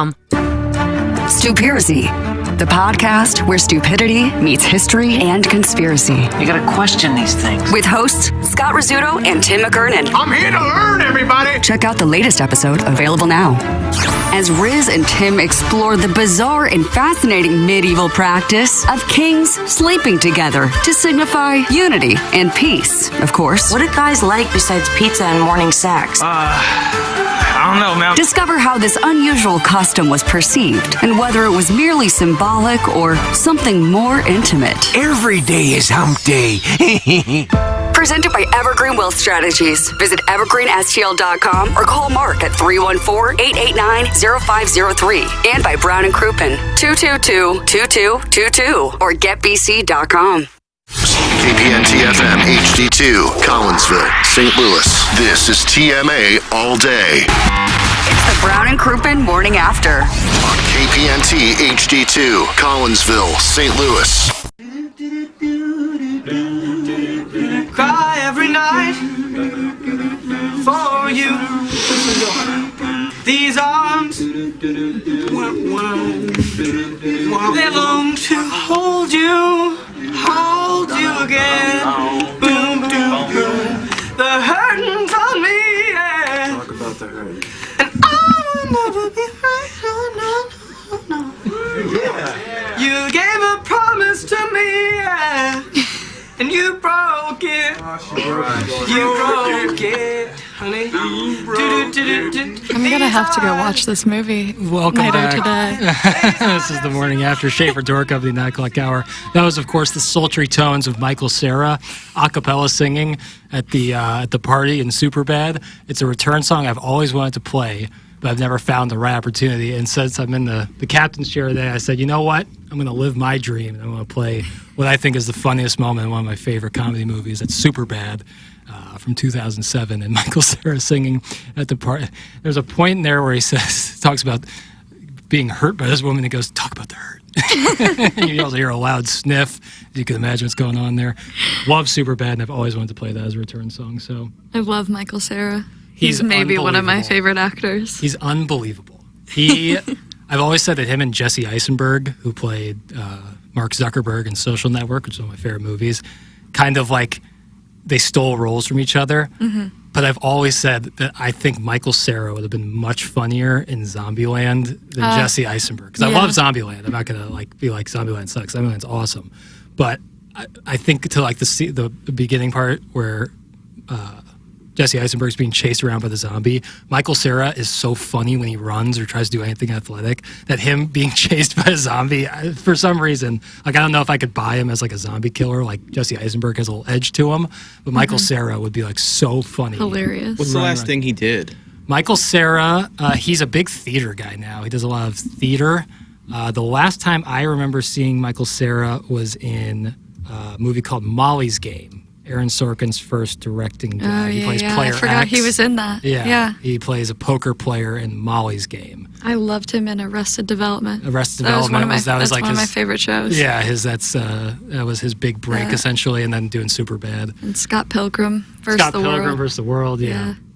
Another great one. Or Juno. That was a great one. He was Juno. in too. Juno that was nominated for Best Picture. That Oh, movie. really? Juno was nominated for Best Picture. Now I'm curious on what was the last thing Michael said, because I feel like he was just did a bunch Sometimes of he ads. randomly pops up. In I know, things. and he's unbelievably talented. The last thing I see is Scott Pilgrim Takes Off. I guess that was that's an animated Is that a show. follow-up? I think. Yeah, I think it's like an animated spin-off. The Adults. Didn't see that. Dream Scenario with Nick Cage. He was in that show. Mm. But yeah, he does. It's mostly theater now. He does a lot of theater. He actually did a lot of theater with Kieran Culkin. You remember him as Roman Roy in Succession. Also, Love of him. course, Brother of Macaulay's Culky. Culkin, who was your erstwhile text name for a little bit. It's Kathy. Culkin. Oh, what am I talking about? He was in Barbie. He was. That's what he was. That's in what I'm Barbie. saying. He just Yeah. pops up What am I- randomly. I can't believe I forgot about that. Yeah, he's like one of the funniest parts of Barbie. Yeah. Yeah. He's like the gay Ken doll. We are not talking about movies. This is so bad. So bad. Not because of Joe and Hannah. Those people don't exist. But Jackson and Iggy are making total fools of themselves. That's from Harrison's brother Master. Let me read. I want the people out there to get a sampling of what happens when Tim texts me that he's sick, early this morning. Aux is off, you effing morons. Aux is off, you morons. I agree with Swope. Worst show since Tim was on paternity leave. Are we talking about the Yankees? Jesus effing Christ. He's so dumb. Iggy has zero clue what he's talking about. So that's just a little sampling of what we get from Harrison's brother Master. So he's not happy with what's going on today? I guess. Can you elaborate, though? I mean, what was I wrong about?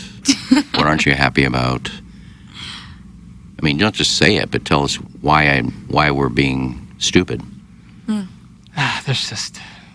There's just nothing you can do. Nothing you can do. What you can do, though, is get on a Wrestling Insider, and our Wrestling Insider here on TMA is Larry Nickel, and he joins us right now on the Collier and Thompson phone lines. Larry, how are you? I'm doing okay, Jackson. Oh, it's great to hear from you, brother. We have Kurt, you know him as KG in O-Town. We have Maddie, a.k.a. gluten-free perk. I don't know if you've ever had a chance to speak to her. We have Maddie, and we have Ken Iggy Strode on today. Well, hello, Maddie. How you doing? There you go. That was I'm coming. good. How are you? Skipped right over me, Larry. Yeah. I'm doing great. Nice hat, too, KG. Thank KG's you. wearing that new TMA STL cap. You can buy that right now on TMASTLshop.com. It's a sharp look. Yep, it's a good hat. Larry, what happened in the wrestling last night? Well, last night they had the referee instructions from Seth Rollins for the match between CM Punk and Drew McIntyre, which, by the way, SummerSlam this Saturday, Cleveland, Ohio. You all right? That was it. They And, told the referee what to do. And the host of SummerSlam this year is none other than The Miz. Hello? Okay, What, The Miz. he's hosting.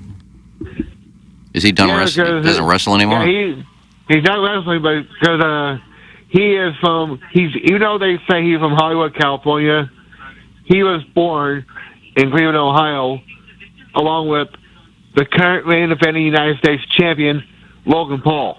Oh, yeah, I know. He's a Ohio guy. I think he's trying to date that Hawk 2 girl. Who? Logan Paul? Oh, I'm thinking of Jake Paul. Are they brothers? No, I think they're I brothers. think they're both dating professional athletes. I thought that was the case. I think he says, I'm dating someone right now, but because she was hitting on him. Oh. And then she was hitting on Matt Rife, and I think Interesting. Matt It'd be Rife was crazy hitting to- on her. It'd be crazy to switch to her when you're dating, like someone who's breaking world records Yeah. in speed skating. I think he's got the right idea. Well, the Hawk 2 girl was on with Whitney Cummings. Mm. And Whitney Cummings is good friends with Matt Rife, so she was talking about Matt Rife, and she just pulled him up on the phone, and they started talking to each other, and she was like a little schoolgirl. Oh, yeah, I want to come to your show, huh? And he started hitting on her. He says, yeah, you want to go backstage? You want first row? You want to stay backstage? I want to be backstage. Who, Hawk Tua? Yeah. Her 15 minutes are up, It's right? going quickly because she's now going to events that nobody's showing up to, and nobody's talking to her, and Yeah. Hopefully she cashed in while Well, she's making a little bit here, a little bit there. Supposedly they're talking about a reality show because she has kind of a life in Tennessee with her grandma, and I don't know how well it would go. But I know her management team is trying to get her as much money as possible. But I said yesterday, I mean, you missed the boat. I mean, you had to show the boobs for a year. But start an OnlyFans account. You'll make $7-8 million in a week, and then just stop. You're done. But it seems like she didn't want to do that. Yeah, she didn't want to. She said right away she wasn't interested in that She route. wouldn't, but I mean, God, show the boobs for a couple of months and make your $8 million, and then just go away. Larry, your thoughts? I was going to say the OnlyFans thing was the reason why Mandy Rose got let go from the WWE. Way to circle it back, brother. Yeah. Well, she was going to let go with nothing because she quit her job, and I get it. I mean, she's a down-home girl and has morals, and I appreciate that. But if you wanted to, if there was any chance for somebody to make close to $10 million quickly, that was it. Thoughts, Larry? And then, of course, there was a tag team match between the Creed brothers and Otis and Akira Tozawa. The Creed brothers won that match. Then after the match, of course, the Wyatt Six came out because of Chad Gable. And the Wyatt Six consists of Bo Dallas, Joe Gacy, Luke Harper, Dexter Loomis, and Nikki Cross. 5 people on a tag team match? 5. I know, but they might be adding a sixth person. We don't know that yet, depending on the status of one by Pia Fury. Alexa Bliss? Alexa Bliss. Yeah. I like her. Larry, you know who the Hawk Tuah girl is? No. El Chapo's taint. You may be the only guy in the country who doesn't know who the Hawk Tuah girl is. Well, the only Hawk Tuah girl I know is from Home Improvement, either Debbie Dunning or for Playboy Playmate, Pamela Anderson. Oh, nice little home improvement reset there. I'm looking for a reset. Maddie really wants to know the top 5 countries in the world, and I know you have those at your disposal, Larry. Yes, I do, Maddie. Here we go. Number 5 will be Iceland. I'm sorry, I stepped on that. One more time, Larry, number 5? I heard Honduras. Number 5, Iceland. Oh, okay. Colleagues. Reykjavik. Number 4 will be Italy. Ooh. All right. Number 3 will be Brazil. Okay. Number 2, Canada. Yep. Number 1, United States of America. For the Olympics, it's really important that we be number 1. And Larry, once again, delivering the heat. Larry, thank you so much, and God bless these United States of America. Yeah, God bless America, and nice to meet you, Maddie. Nice to meet you too, Larry. Hey, thank you, You on Larry. Facebook, by the way? There's Nixie. Larry Nickel, our wrestling insider here on TMA, and that's presented to you by Brown Crouppen, Schaefer Door Company, 9 o'clock hour. And also, if you're looking, new dentist, maybe you need some work on your teeth, let me suggest 100 West Dental to our listeners. We've had Brandon Pryor in before. He's a wonderful guy, and he can help you out over at 100 West Dental. At 100 West Dental is online at 100westdental.com. That's 100westdental.com. And if you mention my name, you get $1,000 off an Invisalign package. If you're on the fence about Invisalign, they have a digital scanner that can show you a simulation of what it'll look like before you even go through with it. You can call 636-585-0100. They built brand new offices right across from Mongan Ass St. Louis Acura with the most modern technology with the patient experience front of mind. And if you don't have dental insurance, it's not a problem. The membership plan aids in the cost of dental work for those who do not have dental insurance. Mention my name, get $1,000 off an Invisalign package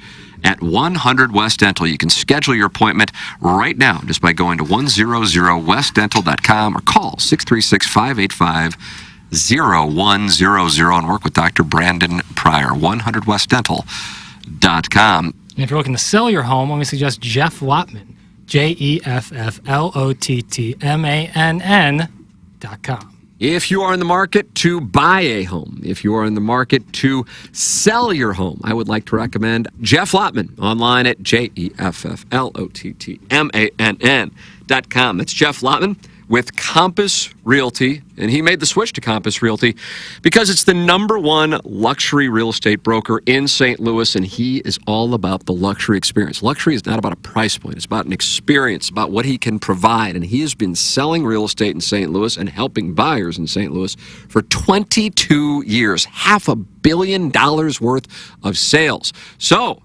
you start to think about spring, you start to think about the time to put your house up for sale, or you're looking to buy a home, get the person who knows the market, Jeff Lottman, JEFFLOTTMANN.com. That's Jeff Lottman, online at jefflottman.com, JEFFLOTTMANN.com. Jeff Lottman with Compass Realty. Email in. We have our Design Air heating and cooling email today coming up in about 20 minutes or so. Big July standings right now. 3-way trade deal and Buck Swope are tied at the top with 5 wins apiece. The Coalition with 4. So those are really our people hunting for it. KG, you're still filtering the emails. Looking at it right now. God bless you. So we have just 2 days left to decide a winner for our Design Air heating and cooling email today. I don't know the plan on 101 ESPN, to be honest with you. I believe the opening drive is going an extra hour. If they're not, then BK and Ferrari will start an hour earlier. It's one of the two. I'm sorry, I don't know. Things are happening on the fly. But either way, quality programming over there on 101 ESPN. So you're not on today? I am not on today. I know that will really piss some people off. Because makes me happy. No live spots. Yeah, I'll take care of that, so you don't have to worry about that. But, yes. Less work for me, Maddie. It's all about that. All about that. Sorry, when you're running point and running the board and producing, there's a lot that goes on where you're just like, I don't know what I'm doing. So I'm trying my best over here. So if there's times where I'm not talking, just know that I'm we'll pick busy. up the slack. What can I help you with? There's nothing. I actually wanted. You sent a wonderful link this morning, KG. That I was happy with the links today. Maddie, what is your knowledge of the term brat? Brat? Oh, it's a Brat Summer. So I've heard it's a Brat Summer. Now, I know Charlie XCX's album was called Brat, but does that have anything to do with it?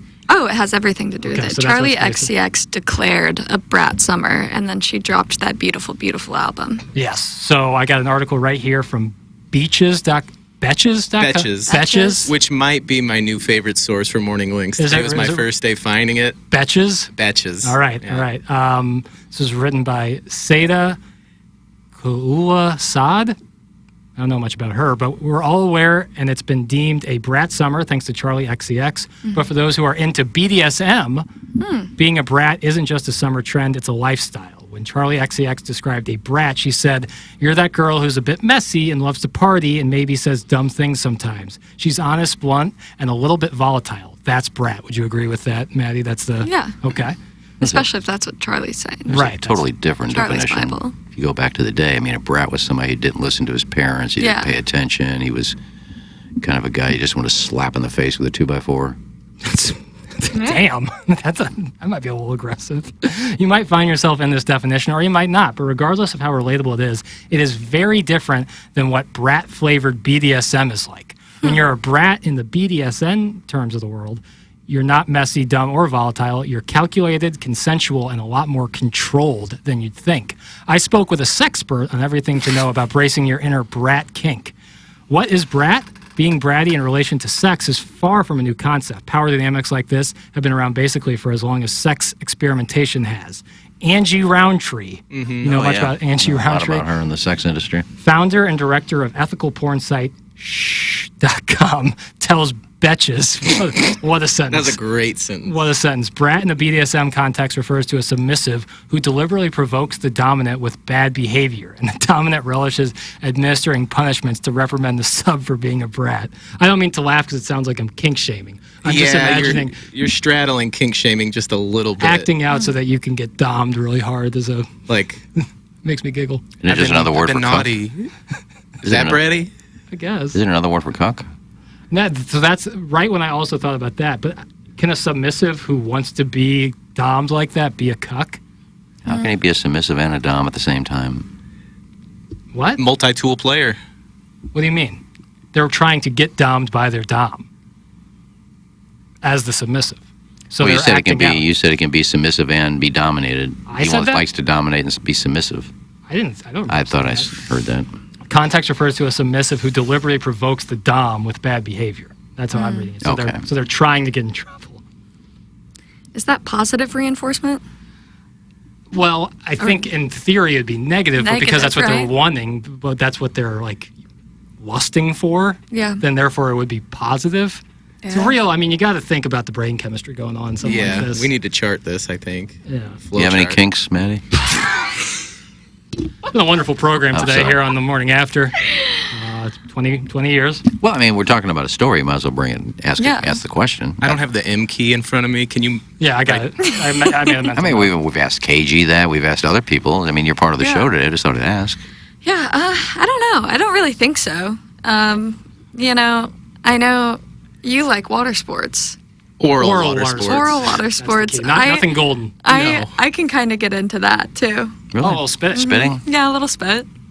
Yeah. We're not hating it. No. We don't kink shame on this presentation. Thank you. Yeah. We don't kink shame. I'm not kink shaming. I think it's gross. I don't want somebody else's spit. It's kind of naughty. But then again, you talk about you're making out. You make out, and yeah. You're already exchanging the saliva. I know, but it's different when you just. And you spit it. You're probably thinking, well, that doesn't sound very controlled at all. But think again. Roundtree explains that no matter how much a brat acts up to their dom, the behavior is still always within the realm of limits set by both the dom and the sub together. Engaging in safe, sane, and consensual BDSM play means that bratty subs and their strict doms act within pre-established parameters and boundaries, which they negotiate before playtime, she says. So at least there's some discussion, some open communication. Yeah, That's mature. You always have to have a safe word, I would think. If you're going too far, especially if you like to get choked out. You're going too far and it's really hurting. You just. Yeah, everybody has a safe word, right? You have to. Maddie, how much porn is too much porn? That's from the 314. Ugh. I feel like if you're asking, there's a concern there. You're asking, how much porn can I watch where it's not? I watch 8 hours a day. Is that too much, Maddie? Now, Iggy, you've been with 500 women. It's in that ballpark. Did you ever run into one who was like, I really want you to be like a sub, I'm going to pull out this whip, I'm going to pull out these restraints? No, never. Never even like some in that realm? Has everyone been pretty standard? Yeah, I really haven't had any freaks. Well, I mean, I hate to fact check you here, but I feel like you said Champagne Tony Lima's niece was pretty rowdy. No, I just said she's wild. I mean, it went on for hours. And she did everything. Yeah, everything. And my buddies watched. Oh, my. She didn't know, but. Now, that itself is a kink, right? Exhibitionism? Yeah. No, they just asked. I said, sure. I just left the patio door open a little bit, and they got it wider and wider. So by the time that I looked up, there's like 5 heads in the door. I'm sure it's legal. As long as everyone's cool with it, I guess it's legal. What? Yeah, and if like it's having someone watch. It was in a confined space. It wasn't out in the open. Right, so. You're not doing it publicly. There's a difference there. No, I just happened to leave my door open a little bit. She probably wouldn't have cared anyway. But when I said wild, I mean, we had whips and chains and a ball gag on.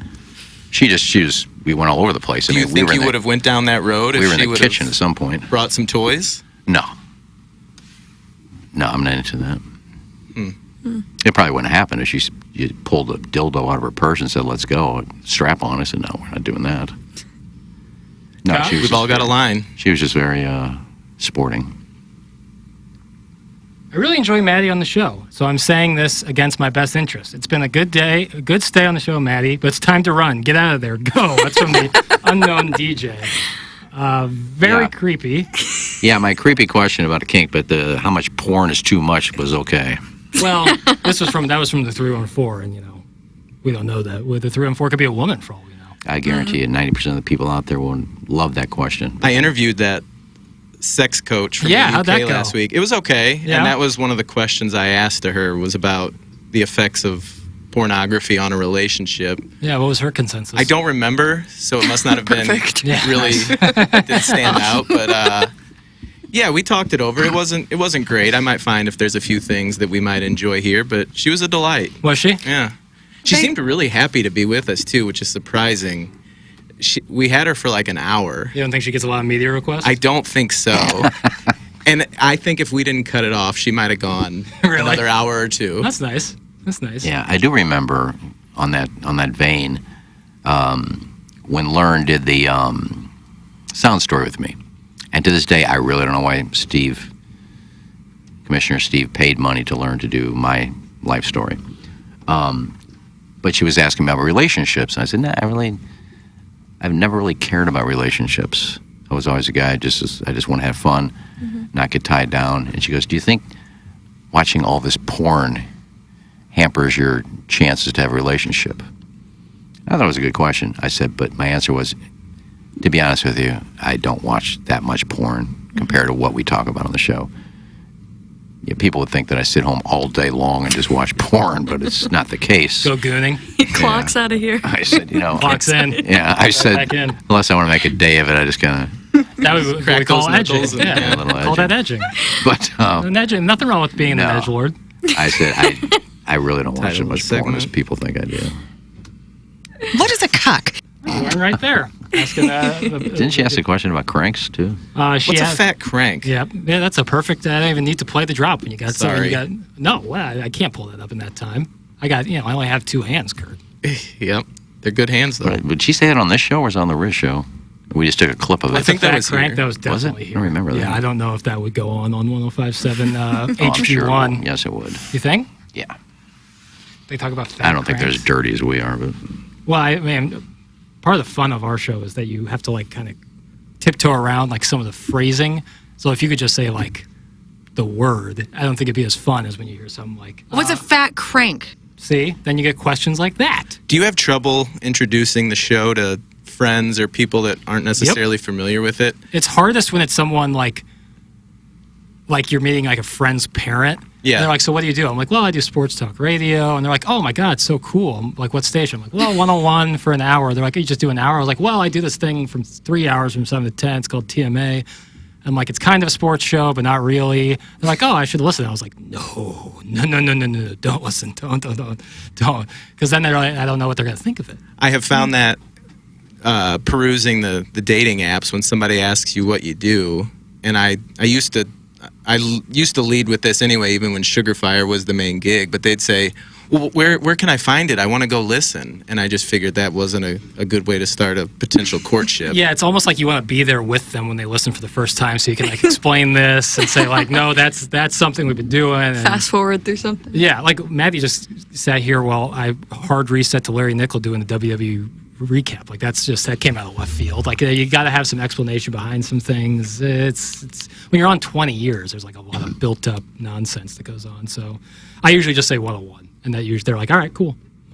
Just 1 hour. All I do is an hour. Yeah, I was stopped at a stop sign the other day, or stop light, and there was a girl in the car, and had her window down, and she was listening to TMA. Oh, really? Yeah, and I'm trying to get her attention. Hey, that's me. That's me. And she just thought I was, get out of here, he's trying to creep. I said, Wouldn't that be a nice little microcosm of it, the person who loves the show, but then you pull up next to them, Well, I was hoping I was... Get lost, old man. It wasn't a segment with me talking at the time that I was listening to. I think it was a cat talking. And I think, God, I wish it was a segment where I was talking, and she just looked over and I'm lip syncing when I'm talking. Yeah, you think that's when 50 Cent pulls up next to someone who's playing Many Men? And Yeah, you're just just hey. You listen to that crap? That guy's a douche. That's how you gotta do it. I've done that once or twice with someone who is wearing a TMA T-shirt. I'll go up and say nice T-shirt, and I think it's only happened twice. One time the person recognized me, and it was a fun little thing. And the other time was like, hell yeah, man, great show, right? I'm like, yep, it's really solid. I enjoy it. Yeah, but big fan myself, which I was before I was on this program, just like I'm a big fan of James Carlton. You heard him yesterday on the presentation, big old Tiger fan, and we're all very excited for this football season. I know James Carlton is, and you can be excited when you make He the is switch. now going to be my apartment insurance guy, too. Really? We're Yeah, we're bundling it into my car insurance. That's awesome. Saving me more money. It's a great idea, and getting in touch with James Carlton is an outstanding idea. James Carlton of the Carlton State Farm Insurance Agency is my insurance agent, and I would love for him to become your insurance agent as well. I personally made the switch 5 years ago to work with James, and when I did, they did all the paperwork for me. Couldn't have been any easier, and now that I've made the switch, I see the difference. You can go online and type James Carlton State Farm Insurance in Google, and you will see 353 5-star reviews. I'll just scroll through here and pick one. Here we go. I just switched my business vehicle to James Carlton State Farm. Mike was great to work with. He explained the changes in coverage and was able to save me a considerable amount on my coverage. I will be sending my other coverage to James Carlton to see what he can do. That's James Carlton of the Carlton State Farm Insurance Agency in Webster Groves, 314-961-4800. James Carlton of the Carlton State Farm Insurance Agency in Webster Groves, online at carltoninsurance.net. If your insurance costs a leg and an arm, call James Carlton, State Farm. Once you save the money with James Carlton, a guy I love working with myself is Mark Hanna of Evergreen Wealth Strategies, a wonderful financial advisor. We'll start with like a 15, 20-minute phone call.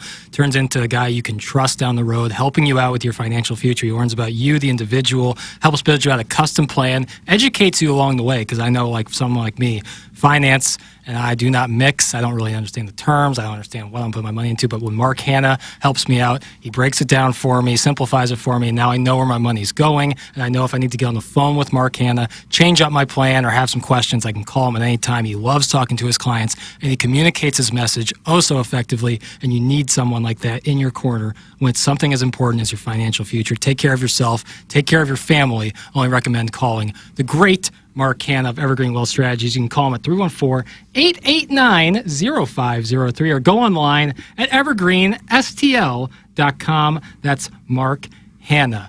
Jackson, you're doing a great job today as always. F the haters. Majority of these are wall-rye whose unemployment checks didn't come in on time. Thus, they can't afford their pallet of ding-dongs from wish.com. The fat sads need to all go to high blood sugar hell. It's from Pout Pouts Lanai. Mark Hanna, also, if you're listening, I've been saying it for months behind the scenes, but I need to sit down with you. I've got 13 years of teacher retirement just sitting there that I have no idea what to do with. So, Mark, if you're listening, I need a meeting. Yeah, it'll help you out. And you got that radio money coming in, too, so... I've already spent all that. Right. That's wins of the carport. Did you go grocery shopping yesterday? Yeah, all these... Seriously, no way a gal was listening to TMA. That is what we call a fib. Oh, orange one. It's from Chuck Talent. I buy it. Well, I believe it too. You'd be wrong. I have a FedEx driver, female, who listens to the show. Is that right? Yeah, whenever she drives by, she's, good show today, Eggs. That's nice.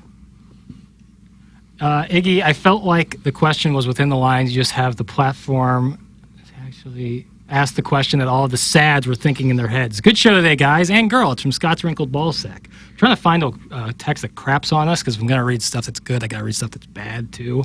You got to give both sides. But I'm crazy enough, I'm not seeing it. Here we go. Oh, my effing God, what a creep. Maddie will never be back. It's more gerbil. So I keep coming back, though. Absolutely. Does that offend you to the point where you're not going to come back now? Not yet. You haven't gotten there yet. There you go, buddy. Caller Buzz, though, with a little suggestion. Maddie, be careful when you eat French toast rollers from Mobile on the Run. I just had the sketchiest fart and had to check my pants at the Litchfield truck stop. I hope the day can only go up from here. Stay humble. Stay humble. That's from Buzz. Even when he's eating, he brings his ass into it. Read my text, Jackson, so Harrison's Brother Master. Sure. Maddie, would you consider it a good thing or a bad thing if you puked all over yourself after engaging in relations with the opposite sex? That's from Harrison's Brother Master. Oh, he also said, I think KG's doing a great job. Jackson, you're doing a decent job, and Ken's bad. So that's from Harrison's Brother Master. I'm reading the text. Thanks, Masturbator. To answer that question, I would say bad. Seems like a bad omen if you're throwing up over yourself. Likely. Now, there could be a situation where you got some bad scallops or something, and, who knows? It could be independent of the sexual relations, but it could be your body reacting to, this is the wrong person for me. Yeah, that's true. It's like your body's own little... your body knows. Yeah. Jackson, Pulp Fiction on the Rewatchables yesterday. Terrific stuff if you haven't heard it yet, so I threw on 4. I haven't heard it yet, but I'm very excited to listen to it. Pulp Fiction's like my favorite movie ever, so... Is that podcast in your weekly rotation? Absolutely. It depends if I've seen the movie that they're doing it on. Yeah. But sometimes I'll go, listening to that podcast has turned me on to movies from the 80s or 70s that I would never watch because I want to hear their podcast about it. So I've watched movies that I would never think, The Verdict is a great example. A movie I would never watch, a movie that's not what people my age necessarily watch, with Paul Newman, but watched it, loved it, and got to listen to their pod. You're down on 80s cinema kind of as a whole, right? Not down on it. I just find it all very strange. It's all very strange. There is a consensus on the Rewatchables podcast that the 80s was affected, movie-wise, was affected heavily by the use of cocaine. And there seems to be a lot of projects out there where it was it felt like the cocaine might have been flowing on this set. And some of the decisions might have been made by some people who were really fired up. I know you're not as much of a music... Well, you're a music guy, too, but you're known for your film prowess. Yeah. How do you feel about 80s music? So, would that be Michael Jackson, Thriller? It's amazing, 80s, kind of synthy pop stuff? Yeah, like when I watch Stranger Things, I kind of like the open to Stranger Things that has that like 80s synth. It's weird in a movie like Hoosiers that they have that like 80s synth thing going on. You're like, oh boy, this is because it's a movie set in like the 50s or 60s. So I know it's made in the 80s, but why do we have this synth in here? That wasn't around then, but I don't mind it.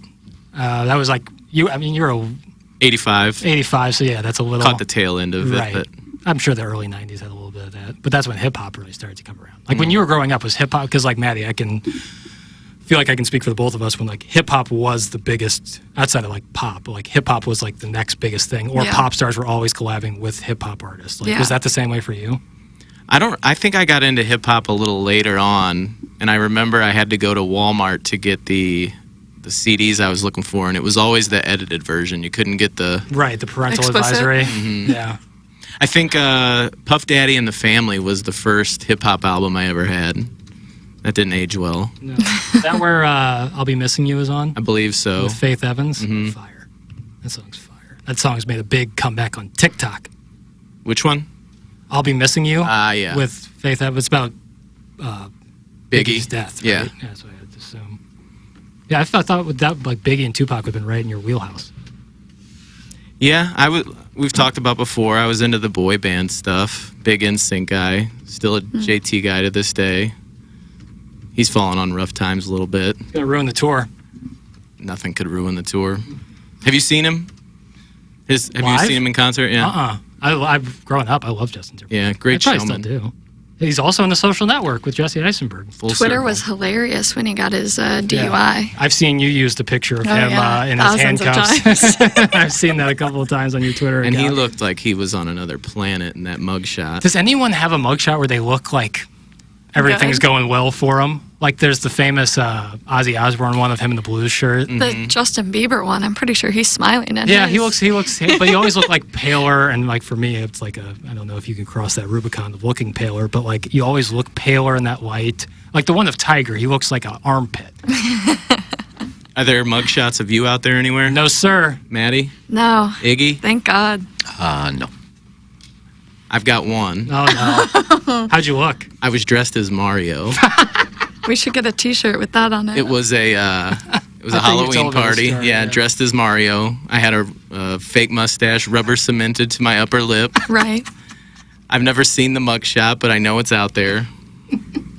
So in the mugshot, did you explain to them that you could not take off the mustache? Because I'm sure they're like, "Hey, dumbass, take that off." I'm gonna be honest. I don't remember the situation. Yeah, I was gonna ask if we could ask the crime, or if you're not allowed to talk about it legally. I mean, I could. It's been expunged from my record, but you know, then it never happened. Yeah, that never happened. But this is all hypothetical. So story. that makes the mugshot even more. I want it because it has not. You're good. And I remember at the time I was working at Blockbuster, and about a month after this happened, a customer came in, and I was like, "Gosh, that guy looks very familiar." And when I pulled up his account and saw the name, sure enough, it was the cop that's locked me up. You probably didn't recognize it with the mustache. Right. So I put some extra late fees on his account. Did you have the gloves too? I did. I had the gloves. I had overalls. I remember two things I remember. They made me take my shoelaces out of my shoes. I guess that's standard procedure when somebody gets... They don't want you to kill yourself. I remember a couple of buddies who went through that, and they came back out, and I was like, where are your shoelaces? They're like, they made me take them off. And I also remember the meal that they gave us. Like, ooh, delicious. Bologna and Fries? cheese sandwich. I'm pretty sure I gave it to somebody who I think wanted it a little more than I did. Well, yeah, it was currency. You wanted to stay. Yeah. You wanted to stay out of the yard. Yeah. You know, of course, I found the biggest guy in there, knocked him out right away. Yeah. Pow, right in the kisser. Yeah. Just kind of set the tone. I don't think I'd do well in jail. I'm not built for it. Because I feel like if anyone in this room would do okay, I feel like you would figure out a way. Or you think you'd do poorly in jail? Probably. I mean, the 2 times I was in jail was just for a night. Yeah. I was by myself. Wasn't in a lockup with 3 roommates. That'd be tough. Yeah. One wasn't bad. One was in Bermuda. That was the one with there's like a window, right? It was an outdoor jail, so it was a that's pretty nice nice. breeze that night, and I was in there by myself. But, Probably pretty low security if I had to guess if it's an outdoor. well, the guy just let me sit outside until it was time to lock up. He said, because my maitre d' brought me a change of clothes and some cigarettes. So he goes, you can sit outside on the steps and smoke if you want. When it's time to go in, I'll lock you up when we got to shut down for the night. It's like the jail and Andy Griffith show. So I just sit outside, just smoking cigarettes, relaxing. And I can just kind of hang Just around reach there. through the bars and grab the keys from off the wall. Yeah, come pretty on. nice. Okay, bye. Time to got to lock up, get inside. He locked me up and it's, get you anything? I got my cigarettes, I'm cool. Design Air Heating. See you in the morning. Email today coming up here in just one moment. Before we get to that, I want to tell you about Longo Biggs Injury Law. Longo Biggs is a wonderful sponsor of TMA. If you are injured in a car accident and you need an attorney, you need the best one you can find. If any of my family or friends are ever injured in an accident, I want them to call Doug Biggs and C.D. Longo at Longo Biggs Injury Law. For nearly 10 years, Doug Biggs and C.D. Longo have been recognized as the top 40 under 40 personal injury lawyers by Super Lawyers, the National Academy of Personal Injury Attorneys, and the National Trial Lawyers Association. They're not the churn and burn type of law firm. With Doug and CD, it won't be just another file lost in the shuffle. If you have questions about your case, you'll talk to Doug or CD personally, and they will handle every aspect of your case the entire way. They'll get to know you, and you will get to know them. Doug and CD are local, friendly, professional, and most importantly, excellent personal injury lawyers. They are online at longobigs.com. They're TMA listeners. You know what we say, support the sponsors. It's Longo Biggs. Online at longobigs.com. Check them out, longobigs.com. The choice of a lawyer is an important decision and should not be based on an advertisement. All right, folks, it is time for the Design Air Heating and Cooling email a day. Chairman Kurt, is it possible if I could borrow your laptop to read the emails? Sure. All right, sweet, because I have them on my laptop, but that's down there, and I can't reach. And I zoomed in. I thought maybe you were going to ask me, and I'm blind, so pardon the big letters. It's okay. It's like reading chapter 1, right, Diggs? Bigger letters? That's about it. Nothing wrong with that. What do you got there? 25 font? I just went to like 125% zoom. Yeah, it's honestly a touch smaller than the chapter 1, which I'm a big fan of. All right, it's time for the Design Air Heating and Cooling email day. An important one, too. We got it coming down to the home stretch. A little loud, Jackson, a little loud. All right. Mark Spitz, because he's a quitter. That's why. I almost didn't listen today because no Tim. But I logged in anyway to hear my alma mater being belittled. Half eagle, half lion. Newsflash, the two ugliest guys my buddy Butchie ever had sex with were CBC graduates. 1992, America's Pub, Westport Plaza. A couple of cadet Sallies started mouthing off about soccer. Well, I was there when my Golden Griffins won state championships, 1980, 1981, and 1982. Two of those years sending CBC home with degrading losses. Later, whilst two clowns were on the dance floor with a group of sweaty fats, I made a bet with their buddies Butchie that I would have sex with both of them before midnight. Not sure what Butchie said to them. I just know I was $200 richer at 11:45 when Butchie had both of them bent over the bar, pants down to their ankles as he bum-thumbed both of them. You can't do that in public. Can you say bum-thumbed? I think you can. No, I just said it, so I said it twice, matter of fact. That comes from Rash is the last name. The first name is Dick. Dick Yeah, Rash. someone had to do it. And you wonder why this guy's been engaged for 12 years. Yeah, that's the Can't guy. get married. That's the guy. He's back. He's like it. He likes it rough. I get him on his back, grab his root, and whack, whack, whack. His body quivers from his head to his toes. I finish the deed all over his nose. Then it's time to please him. But it's spelled Pleasue. Plazoo? Maybe he was going for pleasure. Oh, well, I'm going to read Plazoo. Then it's time to Plazoo him. I make it hurt. He likes it rough. And his name is Chairman Kurt. That's from The Dirty Bird. I cannot say the last part. Oh, my God. Can you allude to it? I'm kind of curious. Linguist. I think I know what you're putting. I think I'm picking it up. Last name, linguist. First name, cunning. All right. Chapter 8, Leona Helmsley, The Mountaintop. It was summer of 1947. I was in New York City for the weekend as a out-of-town bull in town for some sex with Anna Cardente. While picking up some part-time work as a busboy at the Fuddruckers in Times Square, I bumped into Leona Helmsley while making her tableside Metamucil. Before long, she invited me up to her lair as we hit it off on looking 40 years older than our biological age. While other men would have turned to stone after seeing her robe open, I welcomed the challenge of navigating around her diaper and a set of bad hips while listening to Charles in Charge on repeat. After finishing, she was kicking me out. She even gave me a gold bracelet as a tip for my good works. This chapter was sponsored by my good friends at Bluetooth, the boner pills that I don't need, but you losers definitely need. Thanks, Three-way trade deal, DBA, Riverfront, McDonald's, Roselle's, etc. Oh, man. Three-way trade deal. Thank you, Kurt.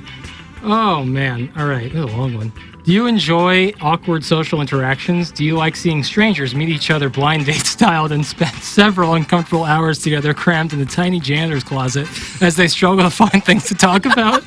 If so, TMA is just the show for you, because Maddie and Joey went from nice to meet you to do you cook gluten-free recipes or something live on the radio for all to enjoy. Meanwhile, an elderly dude desperate for attention was showing off by doing his mediocre Sebastian Maniscalco impression before simply vanishing for an hour.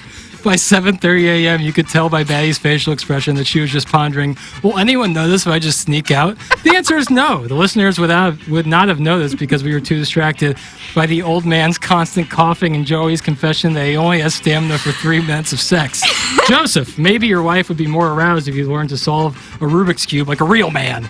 And another thing, why did Joey have a writing utensil hidden in his hat like a 1950s carpenter building shelves? Keep your ink pen on the desk like a regular person, hockey boy. Congrats, guys. I'm not sure how you did it, but technically you did complete the entire show today, even though you thought it would be a good idea to discuss hard-hitting topics like the difficulties of wartime wedding planning. Luckily, the title sponsor and his son stepped in to host the show since you jabronis were clearly above your skis this morning. Here's to wishful thinking that Tim feels better tomorrow. It's from the JV golf coach. That's a bad take on the pin in the hat thing. Yeah, I do it often. Restaurant guy, you probably do it all the time. Yep. All right, final one. Oh, my God. I'm going to catch my breath. Where's Tim? Oh, well, at least we got the Blues radio color analyst who beat off in a parking garage and the girl with the hot mom who hates Webster Groves. Yeah, we're just hanging out in this windowless closet next to the pisser, recycling/butchering Sebastian Maniscalco's material. We used to be in a real studio with a window next to other station, but once we kidnapped Nikki Glazer, they moved us to the storage locker like Milton from Office Space. Ours is the type of presentation where the title sponsor and his child who went to CBC feel free to drop in at any time and talk over Tim's pre-recorded live reads. That was my fault. Why do we let Iggy leave the studio when Ed Herman comes in? Baseball talk equals boring. Ed Herman cross-examining Iggy about sexual encounters with his relatives equals gold. If I wanted to hear a bunch of sports talk by dudes who are not Tim, Doug, or Iggy, I'd listen to 101. Where's Stephen Wildwood to call in and creep on Maddie's mom when you need him? Clean it up, pal! Yeah, I guess we're just done talking about what movies Jennifer Lopez got naked in. You have to go back to 1995's Money Train for usable frontal nudity. Technically, she got naked in 1997's U-Turn, but you'll just have to go from midnight to 6 if you try to use it. Just when I didn't think the show could get any worse, Jackson tried to replay Tim's pre-recorded live reads when Aux wasn't on, so the YouTube audience was treated to several minutes of dead air with the expectation of ASMR Iggy shaking his cup of ice. Worst show since Tim's 2017 paternity leave, but it's all worth powering through just to witness Maddie's facial reaction to Larry's wrestling recap. Stay cute and be better tomorrow, sluts. That's from Buck Swope, and that's what we got for our Design Air heating and cooling email today. Maddie is the guest. I'm going to let you vote first. I think I like that last one, Buck Swope. Buck Swope, the vote from Maddie. Ken, Iggy Strode, your vote, sir. Let's be honest, you didn't listen to the other ones. You forgot them, so you just... No, I like JV coaches, too. I'm going to go with three-way trade deal. Kurt? There was 2 words that did it for me, and it was tableside Metamucil. Three-way trade deal. Congratulations. Three-way trade deal, and takes a definitive 1-goal lead over Buck Swope with just 1 day to go. That means tomorrow, if three-way trade deal or anybody else not named Buck Swope wins, they will take home the month of July. If Buck Swope wins, we will have a 1-game playoff on Thursday. That's what you have in store for you tomorrow on TMA, presented to you by Brown Crouppen. That's going to close down our Schaefer Door Company 9 o'clock hour. Thank you to Maddie for coming in today and filling in. Wonderful as always. I believe we're going to be talking to you later in the week, and we look forward to that. Thank you to Joey Vitale for coming in. Tim's out sick today. Hopefully he's starting to feel better and can be in tomorrow, but we'll keep you updated as we find out. I believe the opening drive is doing an extra hour over there on 101 ESPN in Bloom Party Stead, so you can tune in and listen to that. Doug is on vacation as planned this week, so we have a rotating lineup of fill-in hosts that we look forward to talking to. That's going to do it for us today, though, on TMA. For Kurt, Chairman Kurt, that is, for Maddie at Gluten-Free Perk, for Ken, Iggy Strode, for Joey Vitale, for the vacationing Doug Vaughn, and for Tim McKernan, I'm Action Jackson. This has been TMA, presented to you by Brown and Crouppen. Hey, if you like the morning after, check out Balloon Party on 101 ESPN. HD1, by the way. It's Sports Talk with Tim McKernan and Action Jackson from 10 a.m.